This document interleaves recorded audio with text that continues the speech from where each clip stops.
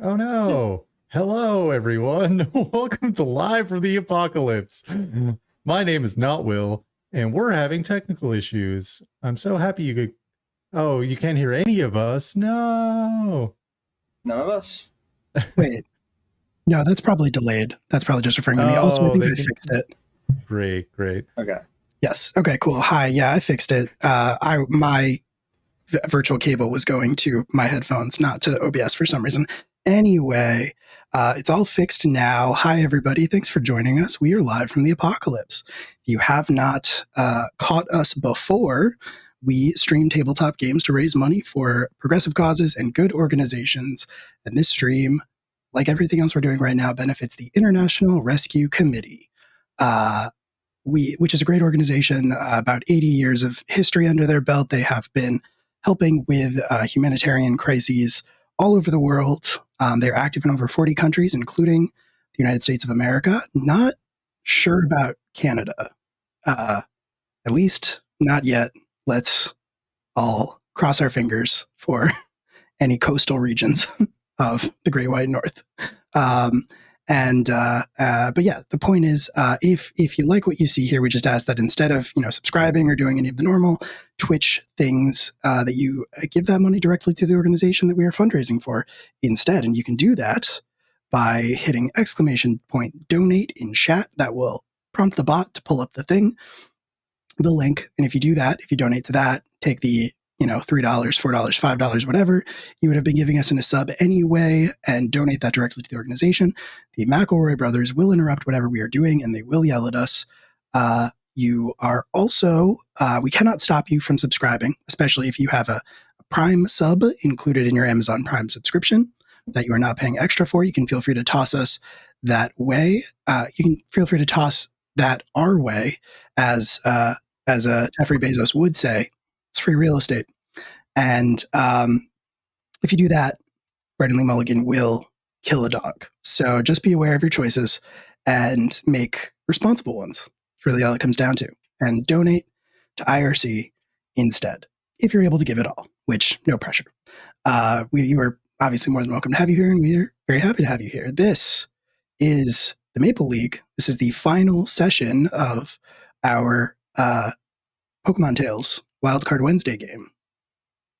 And I think that's probably all I have to talk about. So I can throw it over to Marshall. Right? I think that's it. That's it. That sounds it.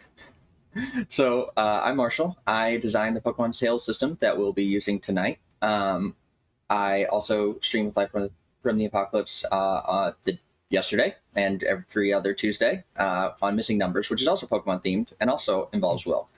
So if you like this, that's a great thing to check out as well, especially after this ends, because that will still be going.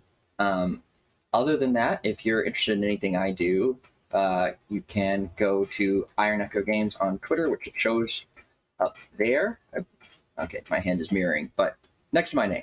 And also, you can go to ironechogames.itch.io to download the game and any additions for it, as well as all of that. As of today, we are opening up a Discord specific for Pokemon Tales. So if you're looking for a place to find any of the information about like anything that I have some people who are actually designing additional rules for the system. So they're going to be dropping like works in progress down there. Great place if you're looking for games, if you have questions, anything like that. You can feel free. It's a public Discord that you can hop in, and hopefully that link will work for multiple people. I'm very new to running my own Discord, but I'm hoping that will work. Yeah, and just that's a great place if you're interested in the system and you want to check out more about it. Slop And that that's about down, it for me. dude. Shit, yeah, dude. Crack Also, one thank for you the for the big donation. boy. Little bit late on that one. Sorry, I was checking on some stuff, but that's Marshall's introduction. There's Marshall, and that's Iron Echo Games, and follow that and do all the things. Thank you so much for your donation, Brittany McNamara. We appreciate it, and so does the International Rescue Committee. How did we do this in alphabetical order? Did we do this in person order? I think it has changed every time. Sounds good. Justin, you want to do the thing? Hello, it's me, Not Will. I'm from not live from the Not Apocalypse. No, my name is Justin. I'm from No Fame Pod, and this right here that I'm saying is the quality you can expect over there. We run a currently running a high fantasy D&D 5e tower crawl called Tall Tall Tower, run by our award-nominated DM Sinead Marguerite. It's a brilliant campaign, and the world lore is just I want to eat it up. It's so good. And outside of that, I make dice at Amherst Dice, and I'm having a lot of fun with it. So you can check that out too. And I'm playing Cove Island.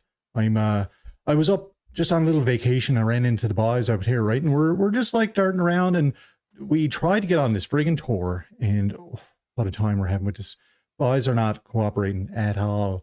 And I just wants to see a game, and now we got a big old goose flying around. That's me. That's Cove Island for you. All right, thanks. Classic Cove.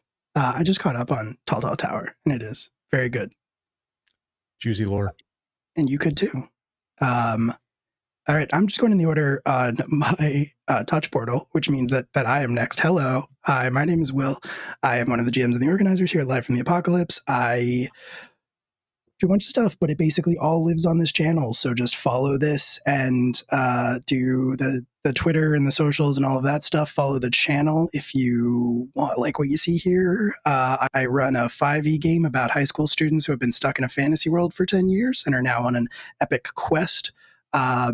I run our Masks podcast that we live record on the channel and then release in podcast form. You can find that on all the platforms. It's called Academy H, and I am currently in our other Wildcard Wednesday game that just started up, Dead in the Water, which you'll be able to catch that next Wednesday. That's our second episode of 3. So come back for that. And that is the things that I do. That is it for me. I didn't forget. I play Stephen Bedrock, who is a musician who has taken a break from the touring life to come back to Toronto, and he believes he has maybe written the song that will awaken one of the Kando region's sleeping legendary Pokemon. And maybe we'll see if that comes to fruition tonight. Who knows what might happen? But that now is actually it for me. And on that note, Zach, take it away. Why can't I? What? Nope. Hold on. Sorry. Stop. Can't hear you. Your audio is not going anywhere. This is fun. We can hear you. Everything was going so smoothly, but it's not going out to the stream. Dope, yes. Yeah, is the issue. I just gotta maybe find your source. Jesus Christ. I love this. This is so good.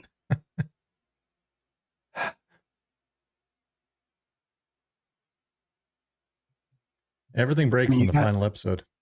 Yeah, I mean, everything breaks. It's the goose, right? It's the goose. Gotta be the goose. Gotta be the goose. Technical goose, the omen. Technical goose with its technical juice, because we found out it's responsible for the coffee last episode, right? Man. Goose juice. Drink back your goosey juice. No? Just me? Give me a second here. I can keep singing about goose juice. Yeah, please do, honestly. At this point, please do. What's this? I mean, I can do a system overview and recap if that buys you time to troubleshoot the background, but I don't know if you need him talking to troubleshoot. If you want to do that, that would be helpful, honestly. Okay. It's not okay. Cool. Nothing. There we go. Chaos. Just gonna stop talking. Take it away. All right. So, quick review for those who may not be familiar. Pokemon Tales uses a system that was built off of the blogging outside blogging concept, which means it uses tokens. So we will not be rolling any dice. Tokens are for everything. Whenever the players do something that contributes to the narrative without furthering their character, or are exposed to danger, or deliberately kind of lean into their character's flaws to further problems, they get tokens. And whenever they want to define something about the world, solve problems, kind of take charge and be kind of the hero in that moment, they spend tokens. On the note of tokens, every time you all donate, they get more tokens. So we will add one to everyone before we start for that early donation. So thank you for that.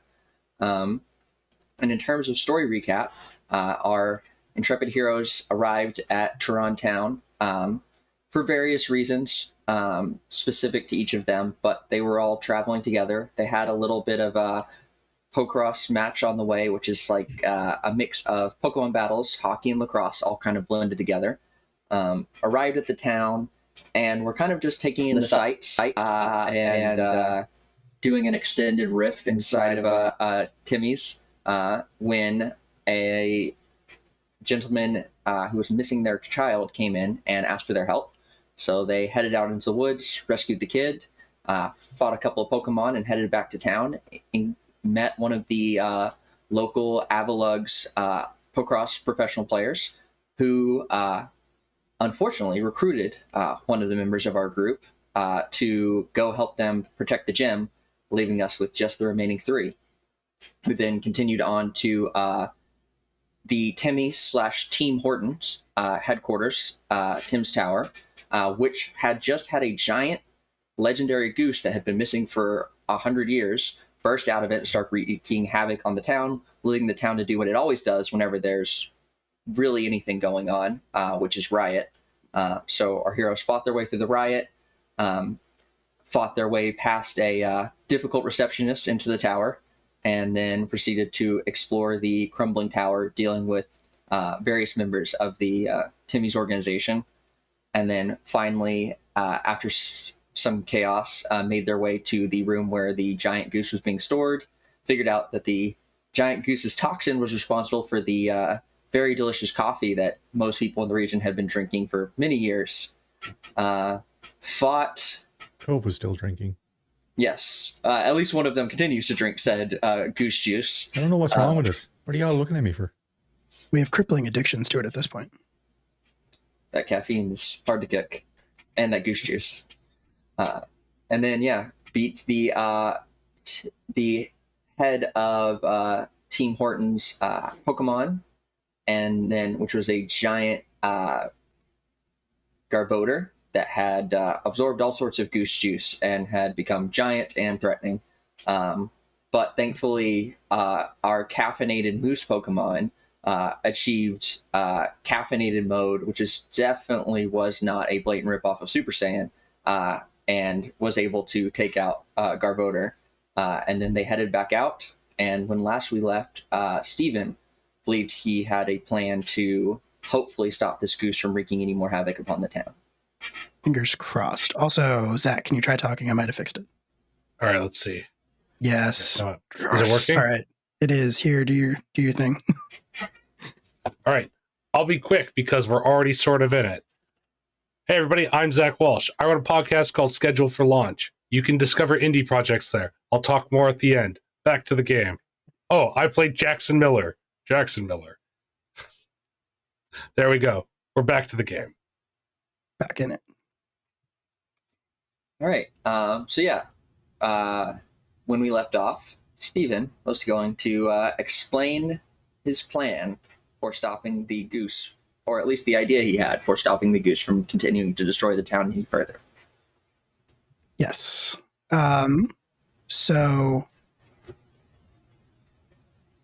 I feel like the most narratively interesting way to do this would be to have us sort of like talking about this as we're leaving Toronto and like heading out to the wilderness again, out to the woods. Okay.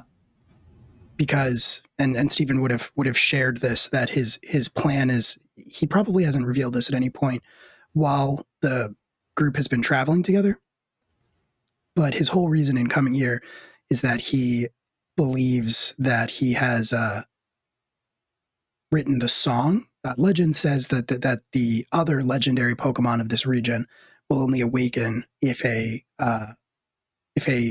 specific song is played in its presence.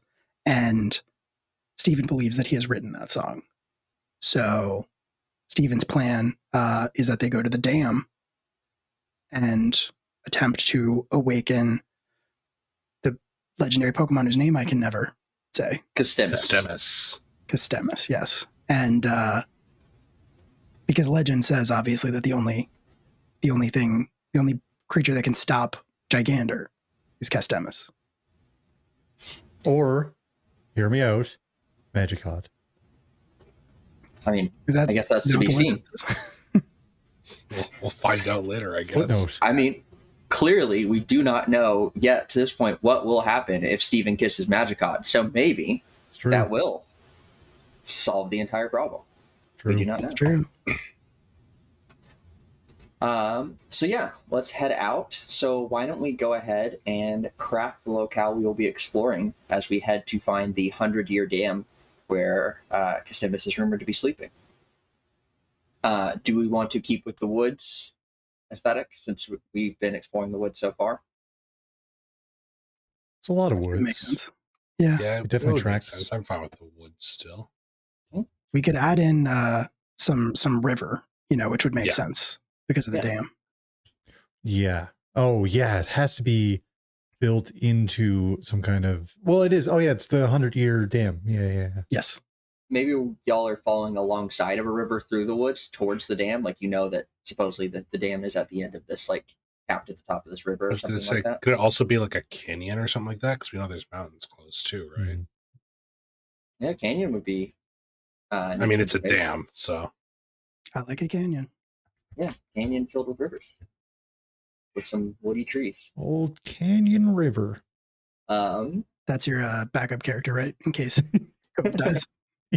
Just keep doing a random generator for different landscape options. If somehow my player character dies in this Pokemon game, then yes, I will play Canyon River. I'm just going to kill your characters until we get to Volcano Ocean. Then, if we're just going with these themes, I'm Volcano Ocean. It's just going to start naming our characters after Sonic levels. So, do we want to do typing for this area or themes next? Does anyone have a strong preference on one or the other? Why don't we do themes first? Okay. Just to build out some fun stuff. So we've got diverse ecosystem, rare Pokemon, filled with trainers, overrun by criminals, maze-like, or haunted. I think we've probably done a lot of the Team Horton stuff, so I don't know if overrun by criminals is the best option, but other than that, I think the others are all definitely valuable options. I think there probably wouldn't be a lot of trainers, right? If this is some kind of, out of the way mythological place, unless this is where all like the really like high level trainers hang out, like the elite trainers in Pokemon. I think maybe rare Pokemon, because there could be like a guardian. Yeah, just Castemus fucking in the grip dam. it, baby. Oh, that would work. Thank you so much for the Slop donation. that down, dude. Hey. Shit, yeah, dude. Crack one for the big boy. More tokens for us because we are out. Oh yeah. More We were tokens, all at thanks. 0 last time. That's true. We were fresh out. Thank you for the donation, Thank you. Mom. Thanks, Thanks Will's for stopping mom. in. Thanks, Will's mom. Hope you enjoy the Pokemon game that you are definitely going to watch All the way through. all the way through. So maybe some sort of guardian that is protecting the dam and like stopping, people who might want to interfere with Castemus. Yes. Yeah, that sounds good. I like that idea. Anything else you want to add there? The other two I could think of was, I don't know if this area is particularly hard to navigate since we seem to be following a river, so maybe not maze-like, though there could be a justification for it, or haunted, or we can just go with rare Pokemon and build out more in the type. I feel like we've done Haunted a lot. I was Yes. thinking Yeah, we- also I was thinking we did Haunted, but then I was like, wait, am I just misremembering? No, we did it with the Phantoms. That's what I think. Okay. Yeah. I was about to say, I can't tell you because that has been used so many times in like almost every Pokemon Tales game I play. That is definitely the sleeper It's a good primary vibe. choice. It's a nice vibe. People love their ghost types. Pokemon Company, people love ghost types. Give us more ghost types. The They're other thing clearly is, popular. It could How does it technically take be on it? overrun by criminals if, oh my god, what do we call him? Jim Avani. If Jim Avani is going to try and get Custemus first. Oh, true, yeah. Yeah, because he wants that goose juice. Is it a Yeah. race against time? Goose juice. I think that makes sense. I think we don't know if they can awaken Custemus, but we also don't know that they can't. Yeah. Yeah. We also don't know how they got him the first time. You mean Uh, Gigander? Yes. Yes, that is true. But I imagine for them, even they might just be motivated in stopping us, because as long as Gigander is not stopped and is roaming around, they could potentially recapture Gigander. So Custemus True. would be a problem. Yeah, that man did say he was going to kill us.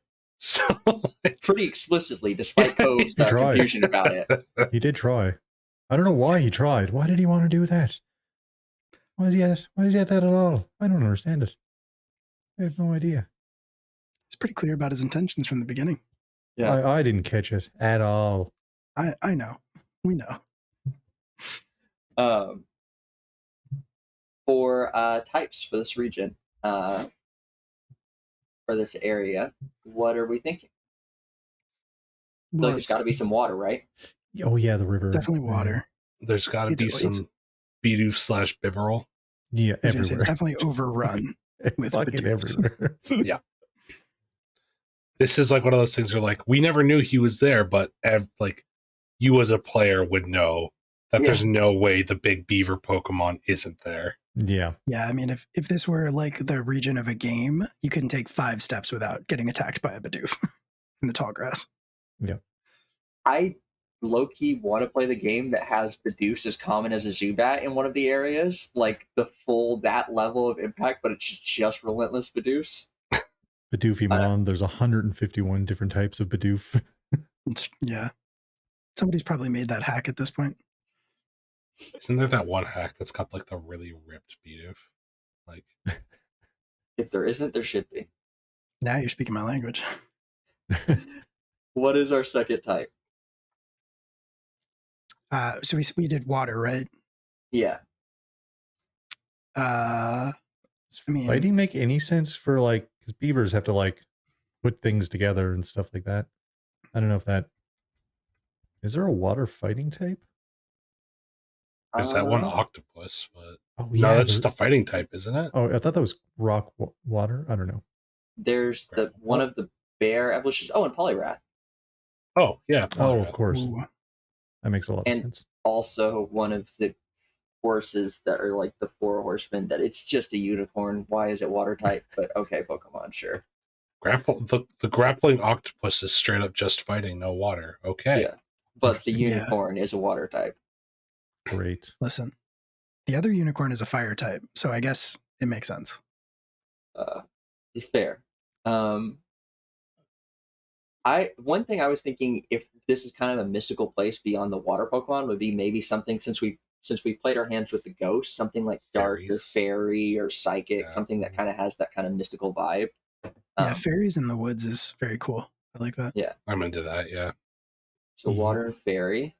Let's grab a few other waters and fairies to add to our established Pokemon, and also we need to decide what is the guardian Pokemon for the.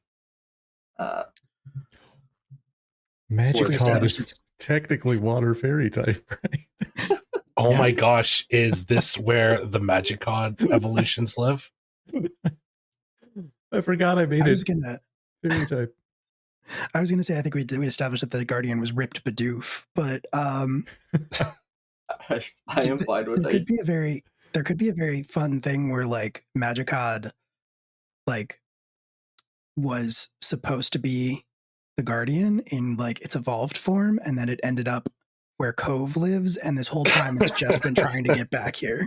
Yeah, who knew the Great Lakes poured straight down and then up and around to Newfoundland?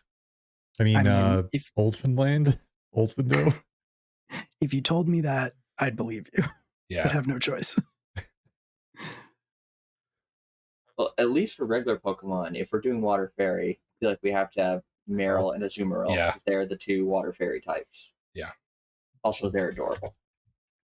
Hell yeah. True. That is probably my favorite knockoff Pikachu. Yeah, good old Pika-Blue. Pika-Blue, I was about to say. How upsetting. How upsetting to learn that wasn't real. I am not sure if it's thematically appropriate, but one Pokemon that always stands out as a pretty solid, like, Guardian vibes is definitely Mawile or Mega Mawile. That works too. I was thinking Ninetales. Like Alolan Ninetales also fits that vibe. Oh, yeah. Alolan Ninetales is good, too. I like the idea of, personally, I like the idea of the Water Fairy Gyarados evolution. I was thinking that. Is there one here, or like one that took Magicod's place? Or I think it's was it supposed to be Magicod? Magicod's dad. He's waiting to retire. Yeah. Old fodder An cod. ancient. Okay. Ancient Water Fairy Gyarados. Grandfather cod. Yeah. The cod fodder. Oh my. Sorry, that exploded out of me. For good reason. There you go. There's the Pokemon name. Codfather. I also am just going to throw out that I love the idea of a Water Fairy Gyarados, because Gyarados never got the dragon typing, despite how much it deserved it, and Fairy is the typing to destroy dragons. So a just vengeful Gyarados that's Fairy type. Well, also too, when it Mega Evolves, regular one becomes Water Dark. So. Ooh, yeah, that's a good compliment. Yeah, kind of a reflection there.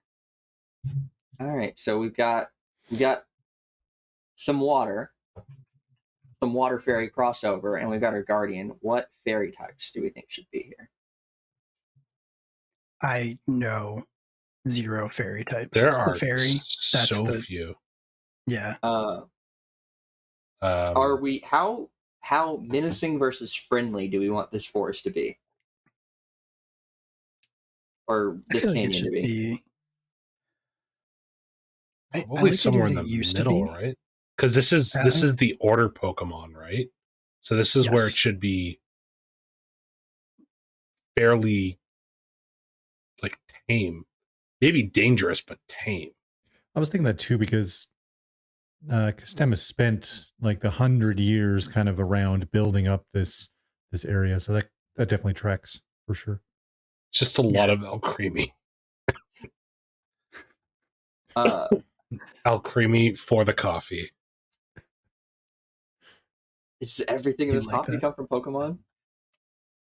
Yeah. Alcremie's also adorable, though. I love it. Yes. Its lower form is Milkray. I mean, come on. What's better to put in your coffee? It's an interesting contrast, because, like, what, if Gigander's, there's no good way to phrase this, but if Gigander's fluids are coffee, then what does like milk and creamer do for coffee except like mellow it out and like dilute it? So that's very interesting. Are we designing a game? Are we doing Game Freak's job? We're doing a Poke Latte right now. What we're doing.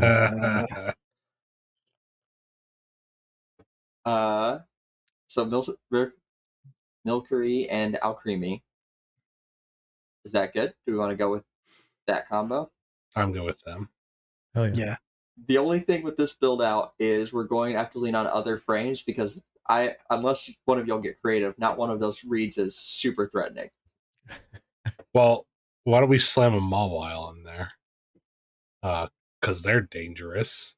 Yeah, Mawile's a good one. I also was thinking Morlul and Shiinotic are also... I was also thinking about the mushroom Pokemon fairies. Too. Yeah. Who's the other one? Mimikyu. Mimikyu is the other one that's... Oh, that one's creepy as hell. I know that one. Yeah, I know that one. That looks like a Pikachu, right? Yeah. Yeah, it's super creepy. Yeah, anything that looks like a Pikachu, I know that one. And if we really need like 1 or 2 more threatening Pokemon, we could do Hatterene or Grimmsnarl. Oh, yeah. Yeah. Hatterene is particular. I actually take as threatening. I feel Grimmsnarl always gives me Edge Lord vibes, and I cannot take it seriously because of it. That's fair. Well, it looks kind of violent, but Hatterene gives me like freaking Witch in the Wood vibes, which is exactly what she's supposed to do. But like, And I think we have a good build out there. So Mhm. let's head into the canyon. So as you all are exploring and starting to walk into this place, and Stephen is laying out the plan, what do we think the first thing that you encounter in the canyon is?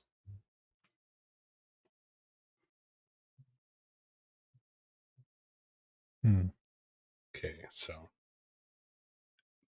I I mean, it think would make sense. the first thing that we notice is just like, I know that Jackson has probably been there before. That's actually probably I think that's part of the reason why Steven stuck with Jackson, was to get him here. Yes. And so as we're walking over to like the last ridge before we get to like where the dam's visible, I turn to the group and I go, now it's gonna look big from where we are. We are nowhere near it though. It's a sight. And as we crest over the ridge, we get our first look at the 100-year dam, and it's just a monstrous. It's like pristine, and it looks like it's hand sculpted.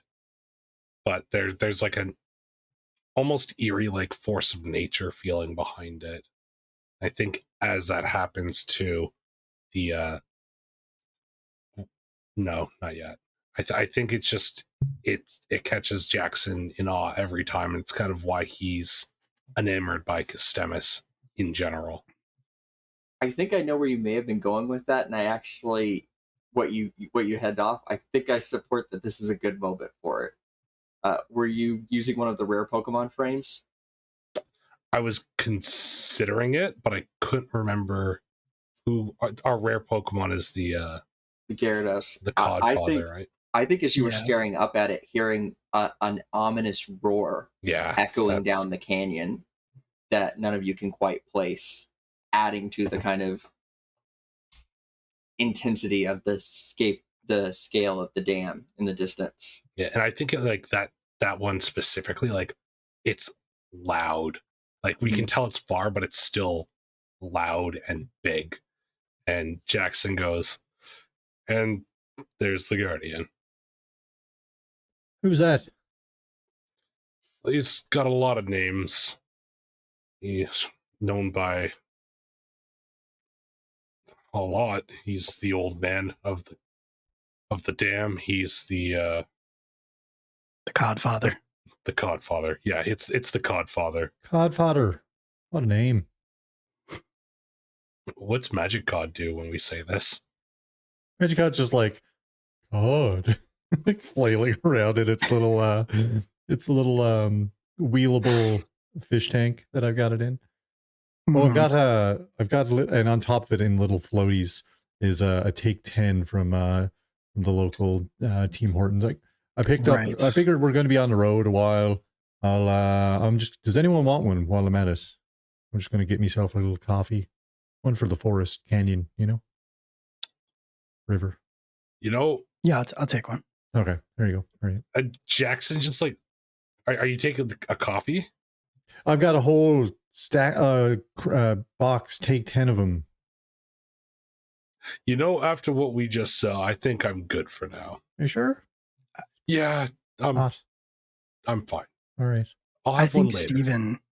Steven's having to microdose Donnie because otherwise he's going to crash.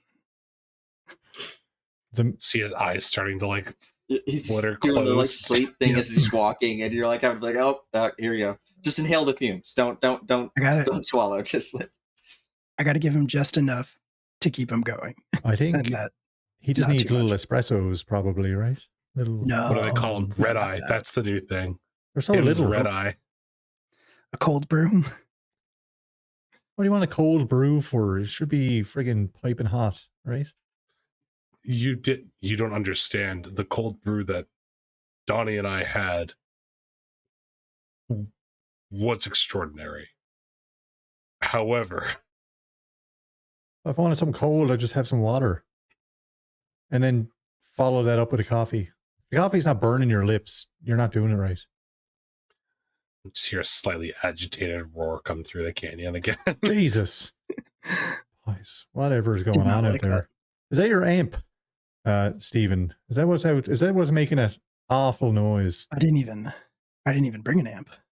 You didn't even bring an amp, and you're supposed to wake up this friggin' fella up in the canyon. Well, How are you going to make I any brought a noise? guitar.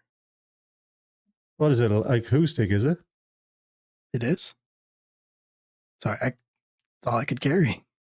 All right. Well, I figured you had some. You looked like you plays a lot of that heavy old metal, right?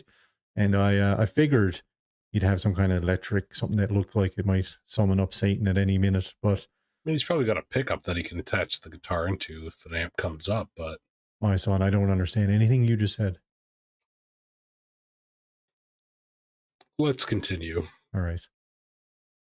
So no coffee. All right, just me. Magic Hot's awful. He feels pretty good. You know, we had him out on the fishing rod in his little vest for a swing. He loves that. He loves getting out and doing that. He's feeling pretty good right now. Maybe I'll. Are we next to the river? I think you're following it up, so yeah. But the Magic Hot. How about you get out in the river, have a little swim, and I'll throw Magic Hot out to kind of, stretch his fins. Are you just like you picking up this fish and just whipping it into chucking it? The ocean? Just what they told Is it us still to in never the? do. Is it still in the harness? No, that's only for when I attach the rod to him, right? I see. Otherwise, he goes by. He loves it. Look at him going. He's flying out there and he's going so slow. He's like, God. I feel like he's going slow, but he also does look like the most comfortable y'all have seen him because he's actually in water with some space. And it's like, oh yeah, this is a fish. Yeah, he hates it this is thing. This little Kind of turd. strange that we just carry fish around in balls or in little rollable aquarium tanks. I can't Often just imagine putting him in licks them his little ball. Like, there's no room in there. What are they supposed to do in there? I don't understand it. Just see Puffin licking his beak. He's like, I'm gonna eat that fish. Puffin. One of these days, I'm gonna eat that Shag fish. off. I'm telling you. Go get some worms or something by. Get a Weedle. The only reason Puffin sticks around is to one day eat Magic Hut. I think as Magic Coach swimming around, you actually see a moment where it looks like he's like leaping out of the water very majestically, and you're all kind of like shocked, like, oh wow, look at him jump. And then you realize that actually it's some Meryl, and they're like playing volleyball with Matt, like kind of knocking him up and around with like little water guns, and like they're just playing with him, but it looks like he's like leaping majestically, but actually he's just getting like bounced around by these like Meryl that are playing in the river. He's already made friends. Nature's beautiful. What a time he's having out there. I've never really seen him this happy. You know? He's loving it. And what do you think as y'all are traveling up the river? What do you think you encounter next? Just a quick second. I think it would make sense if we started to see either evidence of like the Bidoofs or maybe the Ooh. types. Maybe the road is blocked by fallen trees yeah. and stuff like that. Yeah, as you're going, you're having to like step over and around because there's just a ton of like knockdown, chewed bite marks and like different ones scattered throughout the whole thing. Like you can't find an untouched tree that hasn't at least had a few like munches taken out of it. Very good. Do we think that these are like blocking our path? Like, should it be worth me spending a token and we like create a bridge to the other side of the river, like crossing across these trees that have been cut down by the Bidoofs? Yeah, I think your path could be blocked by a particular batch of like just completely like knocked over trees, and like maybe the other side of the river has like the trees are further back, so like even the ones that have been knocked down aren't like blocking the path the same way, but you have to get across the river.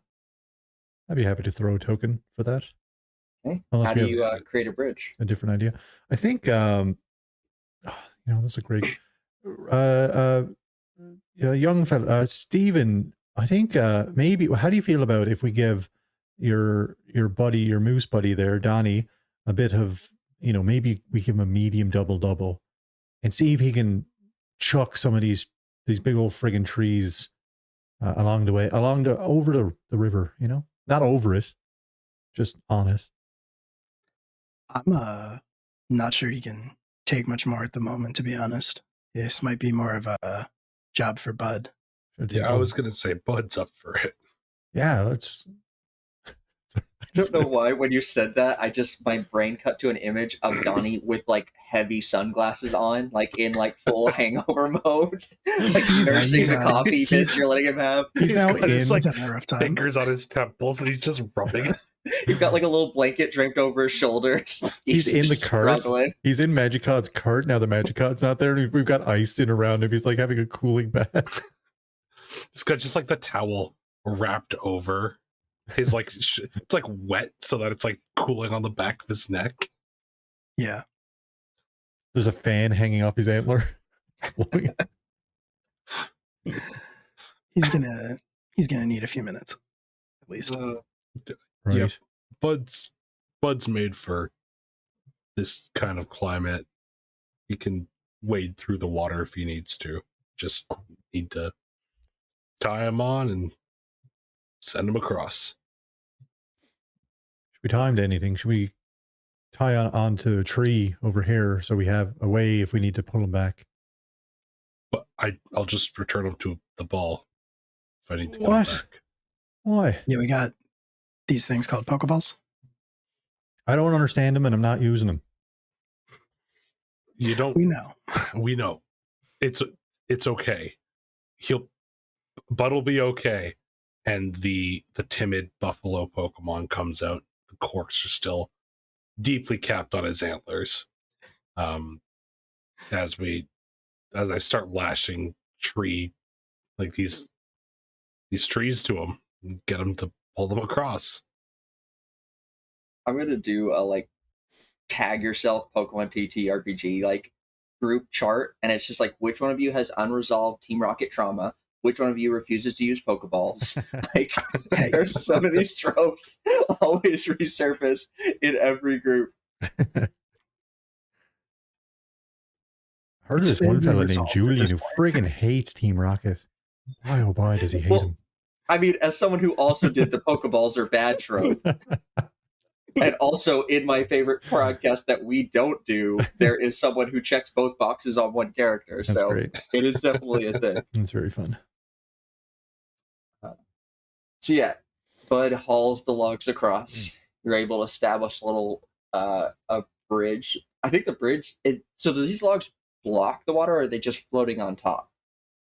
I was picturing floating, but God, are we Canada log running? Like yeah, that's what I was picturing. Like, yeah, we'd have to like the thing spins and we got to try and run across it. yeah. Yeah. I think as you all are setting this up, originally when they see you dragging the lumber, there's like kind of like a little bit of like actual tension from the Pokemon because they think you might be blocking the river, and then they realize it looks more like a game, and like all the Marill and Azumarill like start to swarm up to like watch, and as you all are like lining up to like try and get across this, you see like little Marill coming out of the water and like lining up behind you, like getting in line for their turn to try this. I love these tiny animals We have a so moment much. where Magicod gets like propelled over and onto the other side. Get stuck. Just gets fed Stuck between two of rotating them. in one. Look at him go! Oh, he made it. It's actual volleyball now, and the logs are the net. Every time I was They trying to catch knock him. it back and forth. I was Oh, it's imagining You're there's going like one spinning left, one spinning right, and he lands between them and it just like pulls him through. He's going to get sick. He's getting so dizzy. Shouldn't be at it. It's having fun. I hope he's Yeah, having fun. He looks like he's enjoying himself. That's all. I don't have me glasses, right? I don't know what's can't really see that far away. He looks happy. All right.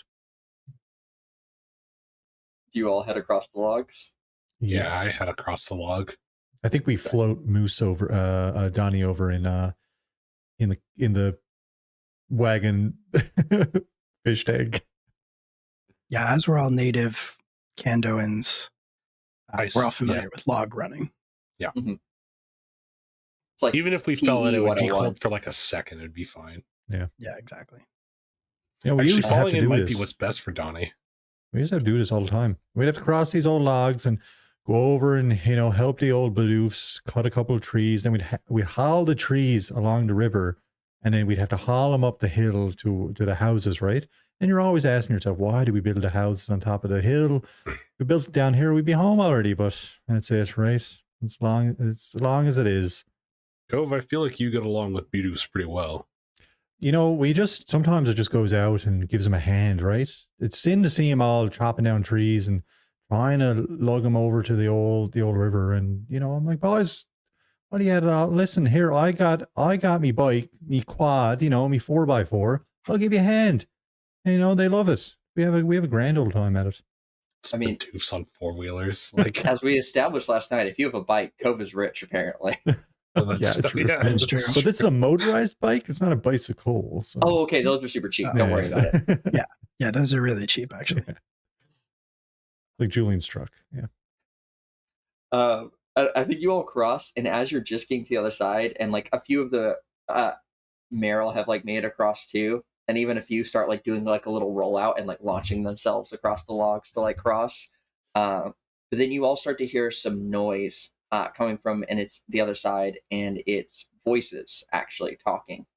And you recognize a familiar Jimavanius-esque voice telling the others to keep moving, and we have to reach that dam before they do. We can't let anyone awaken that beaver. That goose is money. Goose is money, friend. It's the golden goose. But yeah, they're heading your way. Should we wait? Did they see us? Can we like? Should this be a stealth vibe that we try to go for? I mean, I think you can hear their voices, but I don't think they can see you yet. So I think you've got flexibility on whatever you want to do. Should You know we? what I just realized? What's that?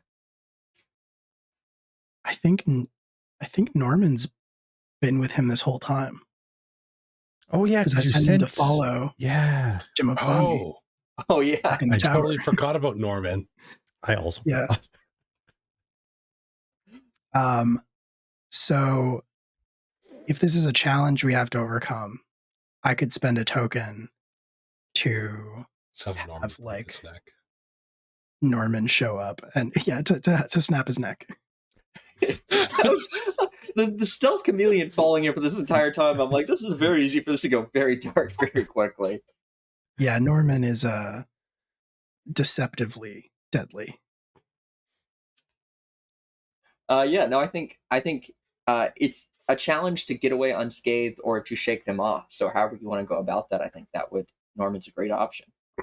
Yeah, I'd spend a token for that. I think there's like a little call from like the tree line, Mhm. and when I look over, Norman materializes since he's been camouflaging himself this whole time, and like waves for us to follow him, and he's going to lead us in a path that skirts around Jesus, Team Hortons.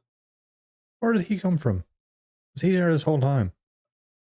No, I sent him to follow Jim Avani back in the tower. Oh, Like- right. To apologize or to figure out what's going on. Yes, Okay, that makes a lot of sense. he did a good job, didn't he? And then he pats Norman on the head. Norman, look, I got a little. Hold on now. I got these little. I picked up some Pokebits at Team Hortons. There you go. Have one. Handy. Good stuff. How many do you have? I picked up a 20-pack. Norman, with the classic Kecleon blank expression, is just going to take the box. Just like between his two little hands, take the box, and then just like move over with them. Now, listen, Norman, you better share them with the rest of everyone. Telling you. If I don't see at least everyone with one, then, we're going to have some words. Gives you one look over his shoulder and then vanishes. There's just a floating box. I'm going to be, Stephen, I'm going to be rotted. If he eats all them and doesn't give one to anybody, I'm going to be freaking rotted. Oh, he will. He will eat all of them. He will eat off. He will eat all of them. Boys, oh boys. What are they like at all? Can't believe it. He has a high estimation of the value of his work. So he thinks he deserves all of them and no one else should get one because he's really good at just turning invisible and vanishing away. Yes. I mean, it's a good skill set. Yeah, but it's what, friggin' Donnie over there, punched garbage bag to death. He doesn't get any? I mean, not from Norman. Bud walked through a river, made a bridge for us. Boys, oh boys. Bud just shakes because he is timid and just wishes to please. Cove goes over, gives Bud a scritch, good old scritch in the head. Boys, I'm good. Untamed afro just pushes down over his eyes. So we're just following this little floating box as the tiny donuts are like coming out, disappearing. When you think about it, it's the perfect camouflage besides being invisible, I suppose. But they're so used to seeing these boxes of, Pokebits, they wouldn't even notice them, right? Good disguise. I think that's actually Norman's one problem. He's food possessive? Doesn't realize. Well, there's that. But he doesn't realize that what he's holding doesn't camouflage with him. Right. Yeah. Listen, at least all of him camouflages. When Murph goes invisible, all you can see is the eyes, and it's... Why can Murph do that? She just chooses to, I don't know. That's my assumption is that she can probably make them go, but never chooses to. Murph can also teleport. When I was hanging out with Murph earlier, I turned around, she was gone, completely gone, and then I turned back and she was friggin' 10 feet in front of me. She's actually just shockingly fast.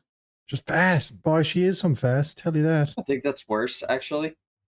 Like, the invisible turning murder duck that is also just terrifyingly quick. I don't love it. Also, I love the idea that the Lilliput tour bus maybe has rumors of being haunted from Norman just like moving around invisibly but carrying things that people just see floating which he doesn't realize. Took a while for the rest of the band to get used to it. I've tried to explain it to him that everybody can see it, but he just doesn't get it.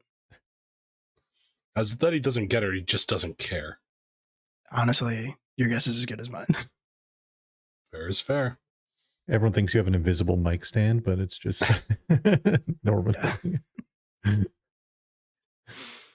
So I think as you're heading through, the next thing it makes sense is maybe a little outcropping filled with some variety of Pokemon. My thought was that it would make sense to either be a very sweet smelling outcropping or a outcropping filled with some suspicious spores that might have a hostile intent. Could I make a possible suggestion on this? Mm-hmm. What if it's like a shockingly well built like outdoor amphitheater with like mushrooms that have been growing all around it? Interesting. Just because we have the order Pokemon out here, and my guess is we'll bump into things that Custemus has built over the years. And there is a carved little pop-up Team Hortons out front. This is a separate detail note, but I kind of on that vein love the idea that maybe as you've also been seeing all these fallen trees, you all have also found like constructions, not great constructions, but little constructions as the Bidoof and Barbarels have been trying to mirror what Customus does, but do not have the like skill set. Yeah, there's the But, 1 year dam. Yeah, little like tiny attempts to create constructions. They built a log cabin. That's very good. Why some tiny? What is that? It's a log cabin for Ratatas, I think. Listen, I do really these ones like over the here idea of built like a lean-to. Yeah, I do really like the idea of an overgrown like ruin of an amphitheater. Since we've established that Customus loved music so much. Yeah. Yeah, no, I think that's very cool. Yeah, so you just walk into this clearing and there's this big, nature started to take some of it back with this amphitheater. And as you're wandering through, you do happen to notice that it just looks like there's a lot of just mushrooms growing in this clearing, just around it, but and especially around the amphitheater. But yeah, it just seems like this nice open stage, kind of in the middle of it. What do And y'all do? are is Jim Avani and his cohorts around? They were What do y'all behind think? us, right? I was thinking you would put some distance between you and them, at least a little from Norman, but I mean, some distance can always be not enough distance at any given moment. So I feel like, wait, I should do now. I feel like Jim Avani, because apparently we don't. Cove is reading everyone's face. We don't want to run into Jim Avani. Yeah, we don't want Cove, it. he threatened to kill us. He didn't threaten to hear kill it. us. He said he was going to kill I us. didn't have me hearing aid turned up. That's a threat. Right. I couldn't hear it at all, honest. I turned it down because I was just getting a bit annoyed with everything that was going on and them stealing my idea or whatever. I'm over it. Cove, just because you don't like what you're hearing doesn't mean you should just tune it right out. I got the volume control right there, right? I don't hear anything right now. Deaf. I can't hear a thing. Back. It's all back. I can hear everything. I just, if I've got the control of it, I may as well cut it out. All right. Well, you just introduced Chekhov's hearing aid, so now we're gonna have to figure it out. Anyway, besides that, listen. If it's any comfort, I rarely turns it down. So sometimes maybe if Steven gets on a bit of a rant, I'll put him on half volume. But that's about it. How frequently did you do it with Rosie? Well, but no, I love Brosie's energy is so good. Like you just love everything comes out of his mouth, right? Everything is so like hopeful and energetic, and then like Stephen over here is always like waxing on poetically, and everything's a bit of a downer, right? So sometimes it's just a little bit sad to keep hearing him try to come up with new lyrics for like acoustic songs and stuff like that. So it's just not my style. We were traveling together, and I played everybody music around the camp. Yeah, I like a bit of music, not the heavy stuff. So you listened. Yeah. It's just sometimes when you're like writing lyrics, Which one was your favorite, Cove? If you were listening to them, which one was your favorite? The the one where you were playing, and I'm sure that it was the one with okay. There was a little dog involved. Yeah. I think. Yeah, that's a good one. Not enough accordion, right? He needs a bit more accordion in it. I'm over it. It's fine. Just a little bit. I'm a solid hand at playing the accordion. I can help you out. Yeah. This is an interesting place. Listen, how about if you go down and play your big tune, the big one, the big shiny tune that you're going to play, if you plays that down in the middle of the thing, I'll sit down and I'll make sure me hearing aid is on 100%. To be fair, Stephen, when else are you going to get to play in an amphitheater potentially made by Customus?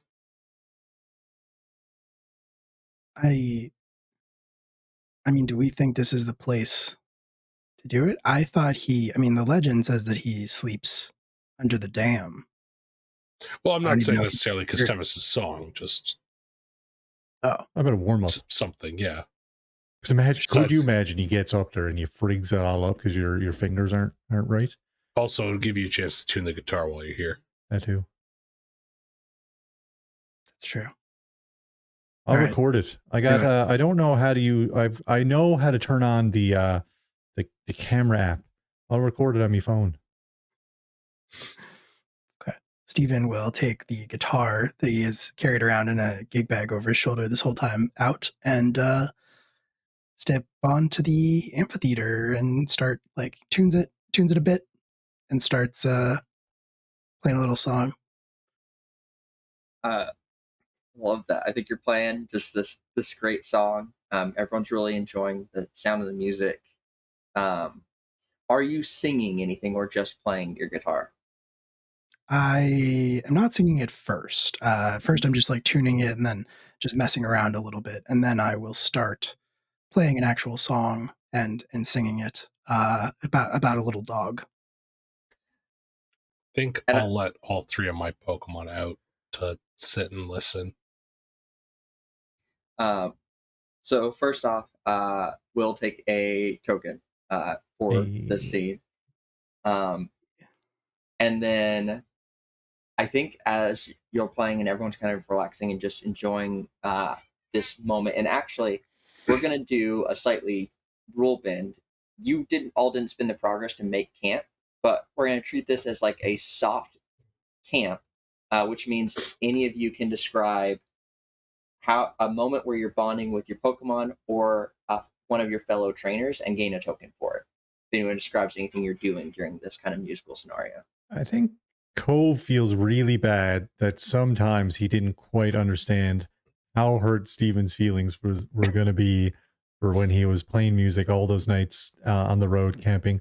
So Cove goes up to the pop-up Team Hortons and gets a nice little like hot chocolate from Jim, and then heads down and sits front and center and has his little camera, and then Puffin comes down, like lands on his shoulders, and he's like attentively recording Steven's performance in the amphitheater. So I just have to add that I feel like the pop up. First of all, take a token for that, absolutely. Yes. And I just imagine that the pop up Tim Hortons. I'm just picturing the guy from Resident Evil 4, the merchant, except for that's in a Tim Hortons like parka that just like pops up and is like, "What are you buying?" But it's Jim, and he has coffee dispensers in his jacket. It's extra dimensional. Like you look in and it's the shelves, like a donut rack inside. Got to be very careful, or else I'll burn my arms. You It's know, like- I'll take a 20 pack as well because friggin' Norman took all of them. Can't believe it. It's like Uber Eats or DoorDash take it to the next level because they just actually show up with the entire menu option of any Timmy's available I like at the your idea. door.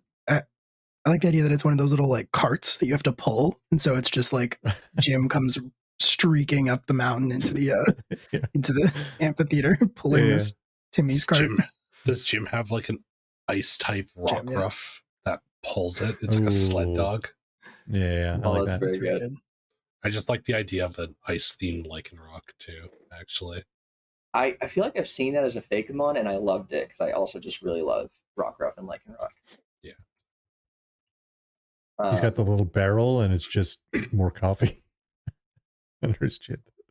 Oh, someone did it, and it is very dope because the little rocks become like spiky ice spikes. That's very good. It's very That's good. very good. That's cool. All right, so that's what Cove is doing. How are Zach? Are you doing anything with the other? Is Jackson doing anything with the other trainers or his Pokemon besides letting them out? I'm going to, because this is kind of the first time we've had Douglas out, and Douglas is the hyper aggressive Obama Snow that we Oh we yeah. captured. And so I'm going to basically sit down on one of the benches and just pat beside me, looking at Douglas to like come on, take a seat. And I'll have Murph out on my lap, and being a Pokemon who I've defined as only using sound type moves, she's kind of swaying back and forth.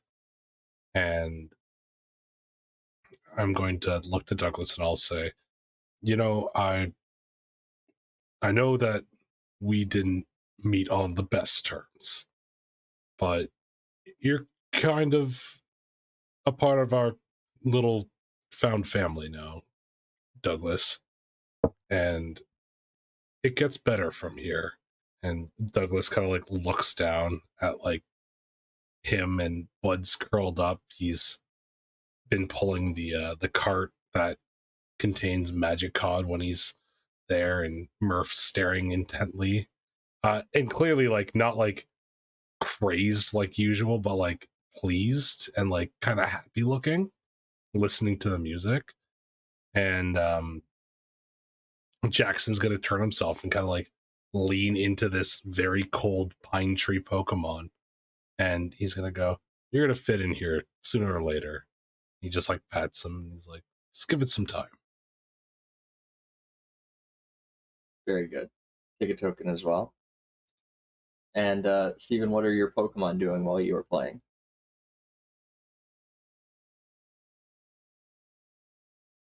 I think Norman's probably doing a little dance too, maybe like with Murph.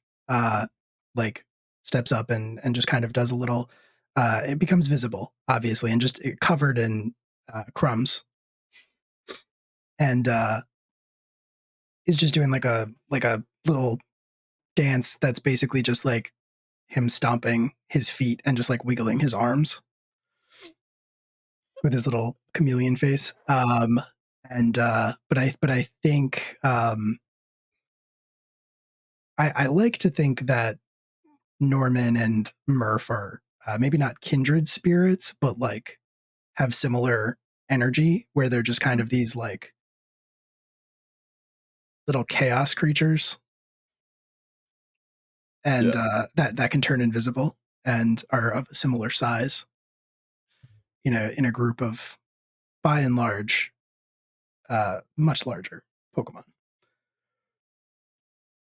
But I think other than that, Steven is also going to play after he improvs a little song about a dog, or a song about a little dog for Cove. He is going to play.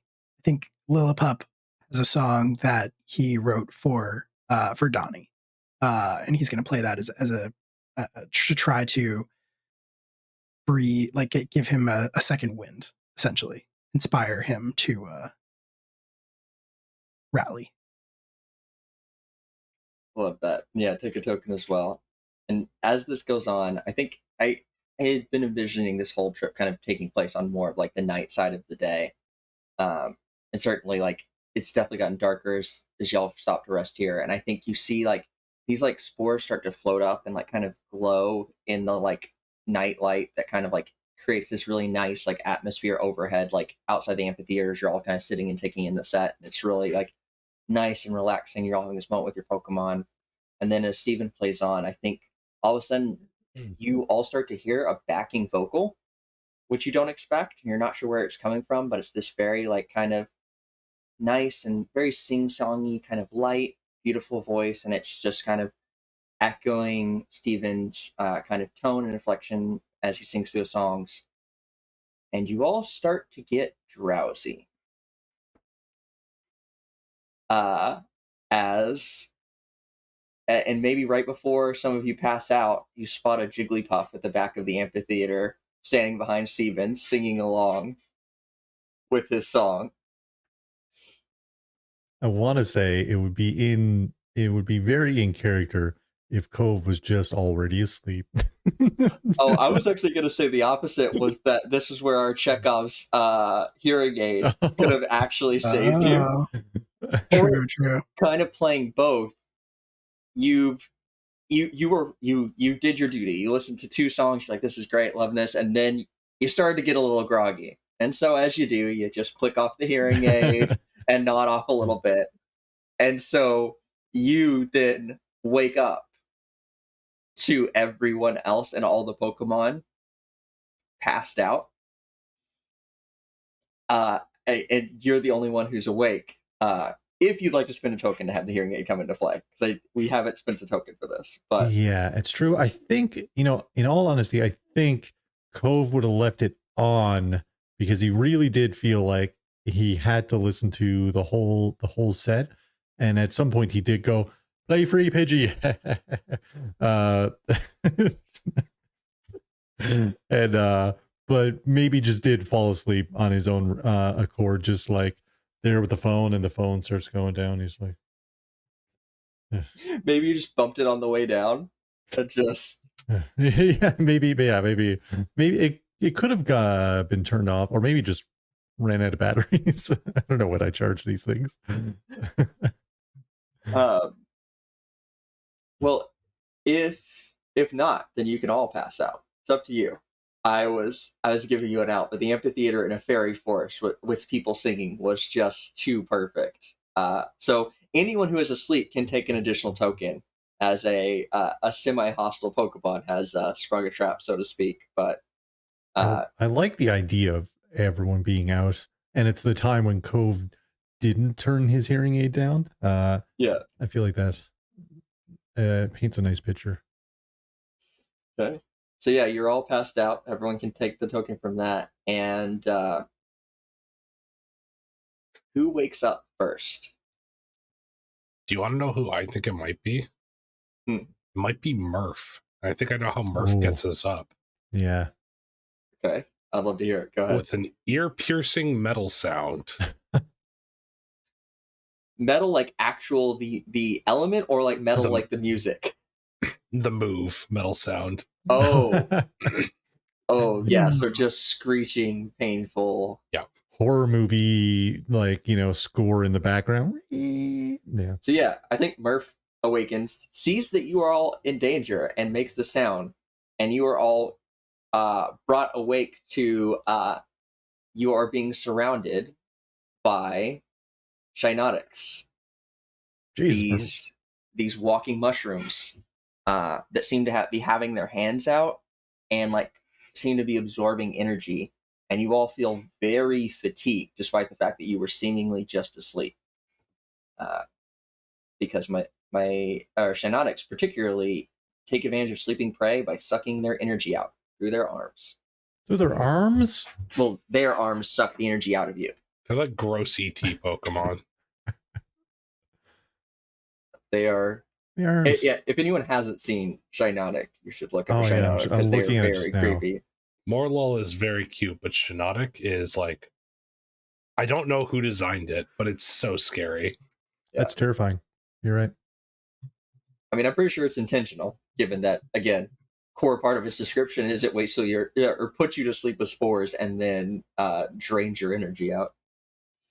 I don't care. But yeah, I think you all feel very fatigued, and you see these kind of little mushrooms are surrounding you, drowned out. And I think actually you see the same Jigglypuff in the back, and it's got like a little like mushroom flower crown on its head, and it seems to be like in charge of these Shinotics.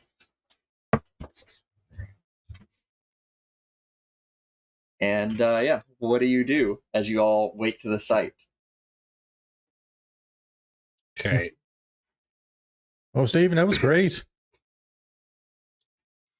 So Yeah, thanks. What is happening? I didn't fall asleep. That's why you're wondering. Being a forest ranger, I know we are in a really bad situation. That this was something that Jackson was like, I learned this in basic, and I fell for it. What are we doing, so Jackson? The first thing he's going to do is return Murph and Bud to the Pokeballs, and he's gonna have Doug out. And Dog out. Yeah. We were playing baseball. He's gonna go, well, it's ridiculous. Let's say, well, We can take out that Jigglypuff, run, or deal with the Shiinotic. All these seem like we're in a bad. You're telling us it's a bad situation. This is really bad. We need to do something. We're not gonna make it out of here if we don't do something soon. If it's not one thing, it's another thing, right? It's always something. Yeah, our world is very dangerous. You're the expert here. What do you think we should be doing? Should we try to get out? Try to run? Yeah, it's probably for the best. Realistically, that's probably. And he one of the Shiinotics, his hands out, and he just kind of slaps it away from him. He's like, "Don't touch me." This one's holding me hands. I got an idea. I got an idea about how to deal with the Jigglypuff. Mm-hmm. So just if you all can, well, I guess just don't let them touch you, and also maybe just keep them at bay. Oh, we can do that.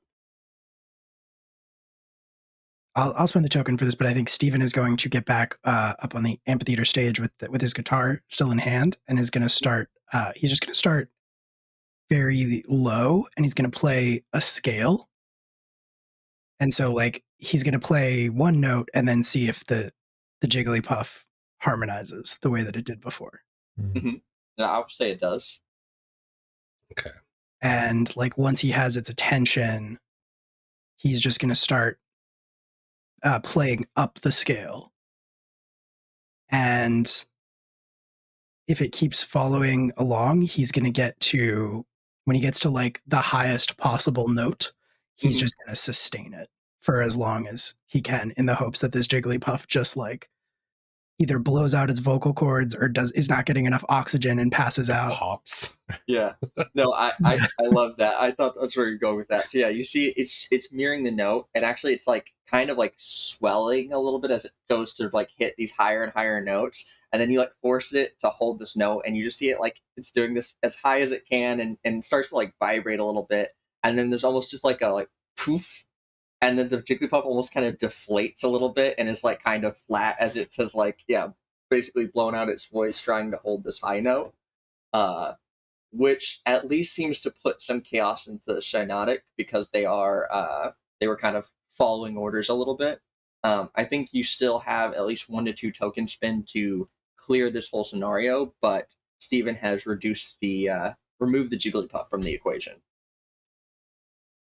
What are the other two of you doing? Okay, so this one is kind of a throwback to episode 1, but I'm going to have Doug get in front of us, and it'll screech out and mega evolve, which at this point is just for show. It is 100% just a show of force kind of thing to intimidate them, because it makes it way bigger. And unfortunately, that snow warning comes in, and it starts to snow around the amphitheater.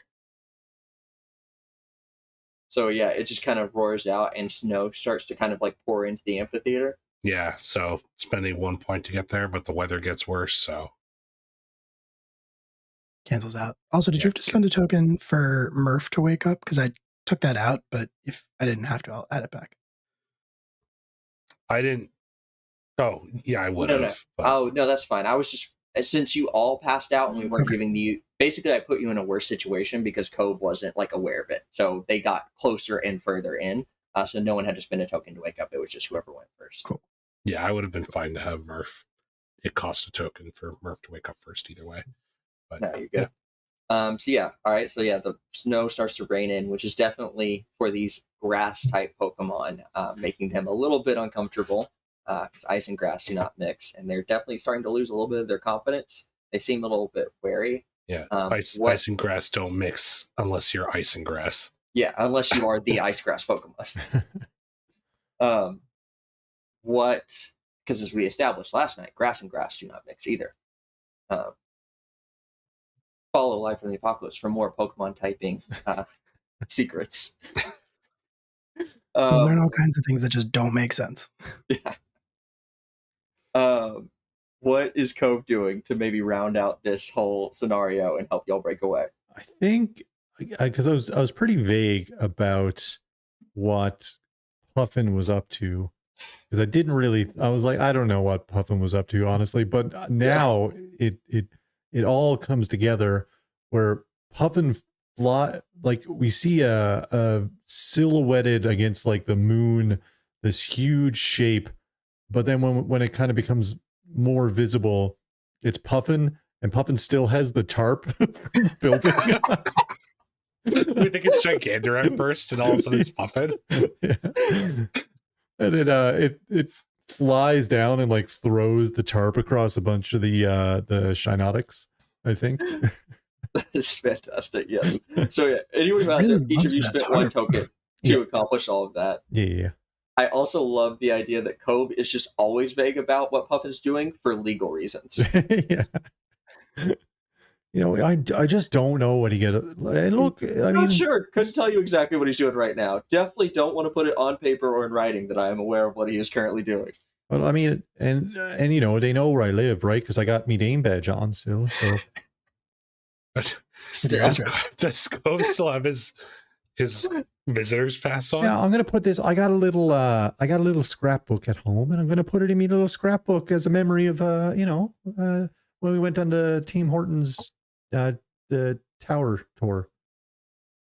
the Tim's Tower tour. The Tim's Tower tour. Anyway, look at Puffin. Topsy turvy Tim's Tower tour. Yeah, so I'm gonna spend a token to Drop a tarp on them. to drop a tarp and really obscure their vision and what's happening. So I think with that, that's enough that you're all able to break away and like scamper off with your Pokemon. And I think as you're all like bailing out of this clearing, you start to see vague glowing underneath the tarp.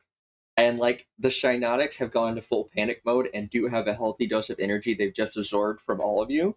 So as you're all running out of the clearing, you just see moonbeams, which is a Shinotic move, just firing off behind you. You're all able to get away. You're fine. But like the panic animal under the tarp just starting to fire off blasts with the energy they've absorbed as you all just run out of the clearing. But there's a nice light show around the amphitheater as you're leaving. I don't think they're getting a tarp back. That's unfortunate. Tarps are expensive. They are expensive. At halftime, they just friggin' blow away, and then you're like, well, there's $30 gone with the wind, right? I also like to imagine it's canon that every time they blow away in the Kanto region, it's just Puffin stealing tarps for their stash. Yeah, that's exactly what happens. A Puffin nest looks ridiculous. It's just tarps. Somewhere out where it's a Cove giant lives, tarp there's just blanket an for it. enormous- They just build a hammock. So yes, you were all heading off into the woods, having escaped from this scenario. What do you encounter next? Well, I think as Douglas reverts back, the weather gets a bit better too. I'm going to spend that point. Makes sense. So, what were we at? Were we at? I actually thought we were already at Blizzard, so I imagine you were just gaining the token or spending a token to basically conveniently make it worse. Yes, okay. You are correct. I think I just moved it over. Okay, well, then... I think it's probably shifted to, like, light, slow, or flurries at this point. Like, it's not a full blizzard, but it's still in that, like, outer rim, still a problem for progress and stuff like that.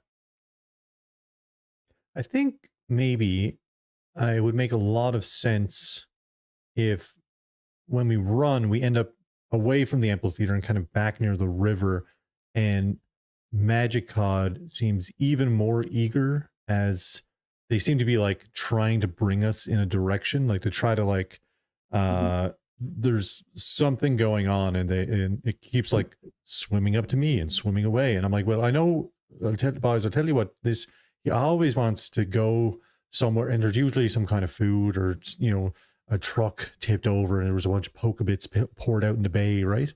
It's always something. I don't know if that's the case here because I didn't see a highway, so I don't know how a truck would get up and flip over and pour out everywhere.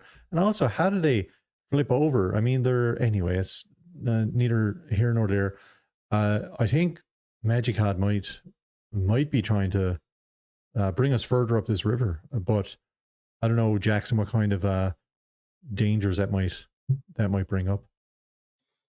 Well, we have to keep going up the river anyways. That's not a...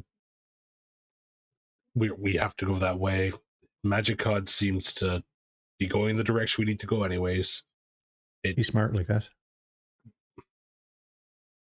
I don't know if I agree about that yet, but there is no harm in following him for at least a little bit. I mean, worst case scenario, it's probably an Azumarill that's gonna throw him a couple feet, and then he'll be like, "Look, I got thrown. Watch it again." I mean, he looks exhausted. Like he had, like, you know, when you're out all day and you're having like a really good time, and then he gets home and you're just like, I'm so tired. He kind of looks like that a little bit. I think he's gonna have a good sleep tonight. Nice little nap. I think you'll begin to follow So happy for Magicog him. up the river. And actually, on that note, I think it might be a good time to take a quick break, just for 10 minutes, and then come right back and continue on up the river. Hell yeah. All right. That sounds so good. We will be back in 10 minutes. Don't go anywhere. Listen, nipple COVID is a real concern. And you need to wear nipple masks. Welcome Get your nipple vaccines, everybody. In case you wonder, the type of things we discuss on our breaks. You know, I don't want to give context to it, is the thing. No. Yeah, no, I think it's better without. Yeah. Vaccinate your nipples, everyone. Okay. Specifically. Vax the nips. You know. We're having a normal one tonight. Really nothing more fitting for the end of this series than this discussion. All right, so you all are following Magicod up the river, who seems to be moving with some gusto, more than you are all used to. And seemingly of its own will, not as a volleyball for a bunch of Marill, but on its own. He's I didn't moving. realize he could move that fast. Yeah, he He's- is really kind of flying. It's like there's like a little spurt of water out behind him. He's really moving. It's not like a light jog. Oh, if someone, I don't know, but my hip is gone. I'll hop in the wagon, and if someone wants to, here, I'll attach the wagon to Bud, like we did previously. My hip Yeah, we can do that. is gone. Nothing left to it. I wake up in the morning, and down by me hip is a bunch of dust from the friggin' hip grinding all night. You made your point, Cove. Just saying, but I'm just trying to tell you. The song was nice earlier there, Stephen. That was a nice song you played. I got it all on my phone. I'll get the missus now later to when I get home. I'll get her to send. I don't know how to send it. There's a I don't know Mrs. Cove, are Island? you married? Yeah. The most dramatic reveal of this session. Hold on. We've been traveling together for weeks. what- I've already referenced me grandchildren numerous times. I'm an old man. I thought she died or something. Or What? Yeah, No, I also thought she died. no, why would she be dead for? well, I I don't don't know Or why else. you were divorced. You No, were she wanted me out of the fisherman? house. So I went on, to see a game. And her and the other ones are just having a game of cards and stuff like that. What do you mean the other? Okay, you know what? So, Marriage counseling later. I Marriage just Not assumed the I other don't- wives. I don't. Not I that don't I'm know why against, else. people do whatever they want. It's just not for us, right? It's just a little surprising. I just didn't. Yeah, look here, and like, pictures of his grandchildren. I mean, in context, knowing Cove so far, I think it actually makes the most sense that at this point his wife was just like, you know what, it's fine, but you can just go wander the world for a couple of weeks. Like, I just need a little bit of a break. Yeah. She has like NanCon, all the Nans get together, play cards, stuff like that. I remember when my grandmother got NanCon. They have little badges. I honestly just assumed. I don't know why else you'd spend so much time kissing a fish. They have a booth for that, right? For all the Nans that come from away, you have to kiss the fish at the Magicod booth. It's my favorite song from Come From Away. Well, I hope her nipples are vaccinated if she's going to NanCon.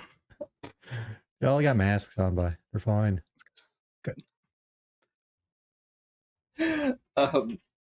Traveling up the river, what do we encounter next? I feel like you're making pretty good progress at this point. I think y'all have definitely made it pretty far into this valley, and have definitely you're noting now that you're kind of back on pace with it that the dam is significantly closer. You have made pretty good progress in your kind of hike. I don't know how everyone else feels, but I feel like between us and Steven's big song, we're going to have to run into Jim Avani. I was going to say, we probably run into him real soon because we fell asleep. Yeah. Yeah, so you lost some time as well. Yeah, so then the question is, are they catching up on y'all from behind, or did they manage to get ahead of you? I think And they're in waiting front of for us, you. but think that they're ahead of us, but they think they're still behind us at this point. Oh. So you hear them up ahead as you're heading out along the path. What do you do? Is that Jim Ravioli up there? Yeah, Jim Avani. Jim Avani, that was it. Yeah. Avani. I knew it had something to do with food. I don't know what else we can. Okay. Are we going to run into him? I mean, if we keep on going, yeah. I mean, Magicot. should we run into him? Oh, well, how's Magicot? Is Magicot going to stop? No, Magicot's gone. No control over Magicot. Yeah, but we're following Magicot, so if we go into the woods, we might lose him for real. Yeah, but Steven, the thing about Magicot, he's a fish. He's not like he's going to get out of the water and go for a trot in the woods, end up on some kind of other journey, find himself in the ocean. I'm worried about the codfather eating him. Well, Codfather, Magicot, I mean, I feel like they're going to get along, you know. Same name and all that, right? You also didn't realize that Jim Avani was threatening to kill us repeatedly. I didn't get that. Hard to tell sometimes. I'm just saying maybe we shouldn't, in this particular instance, trust your gut.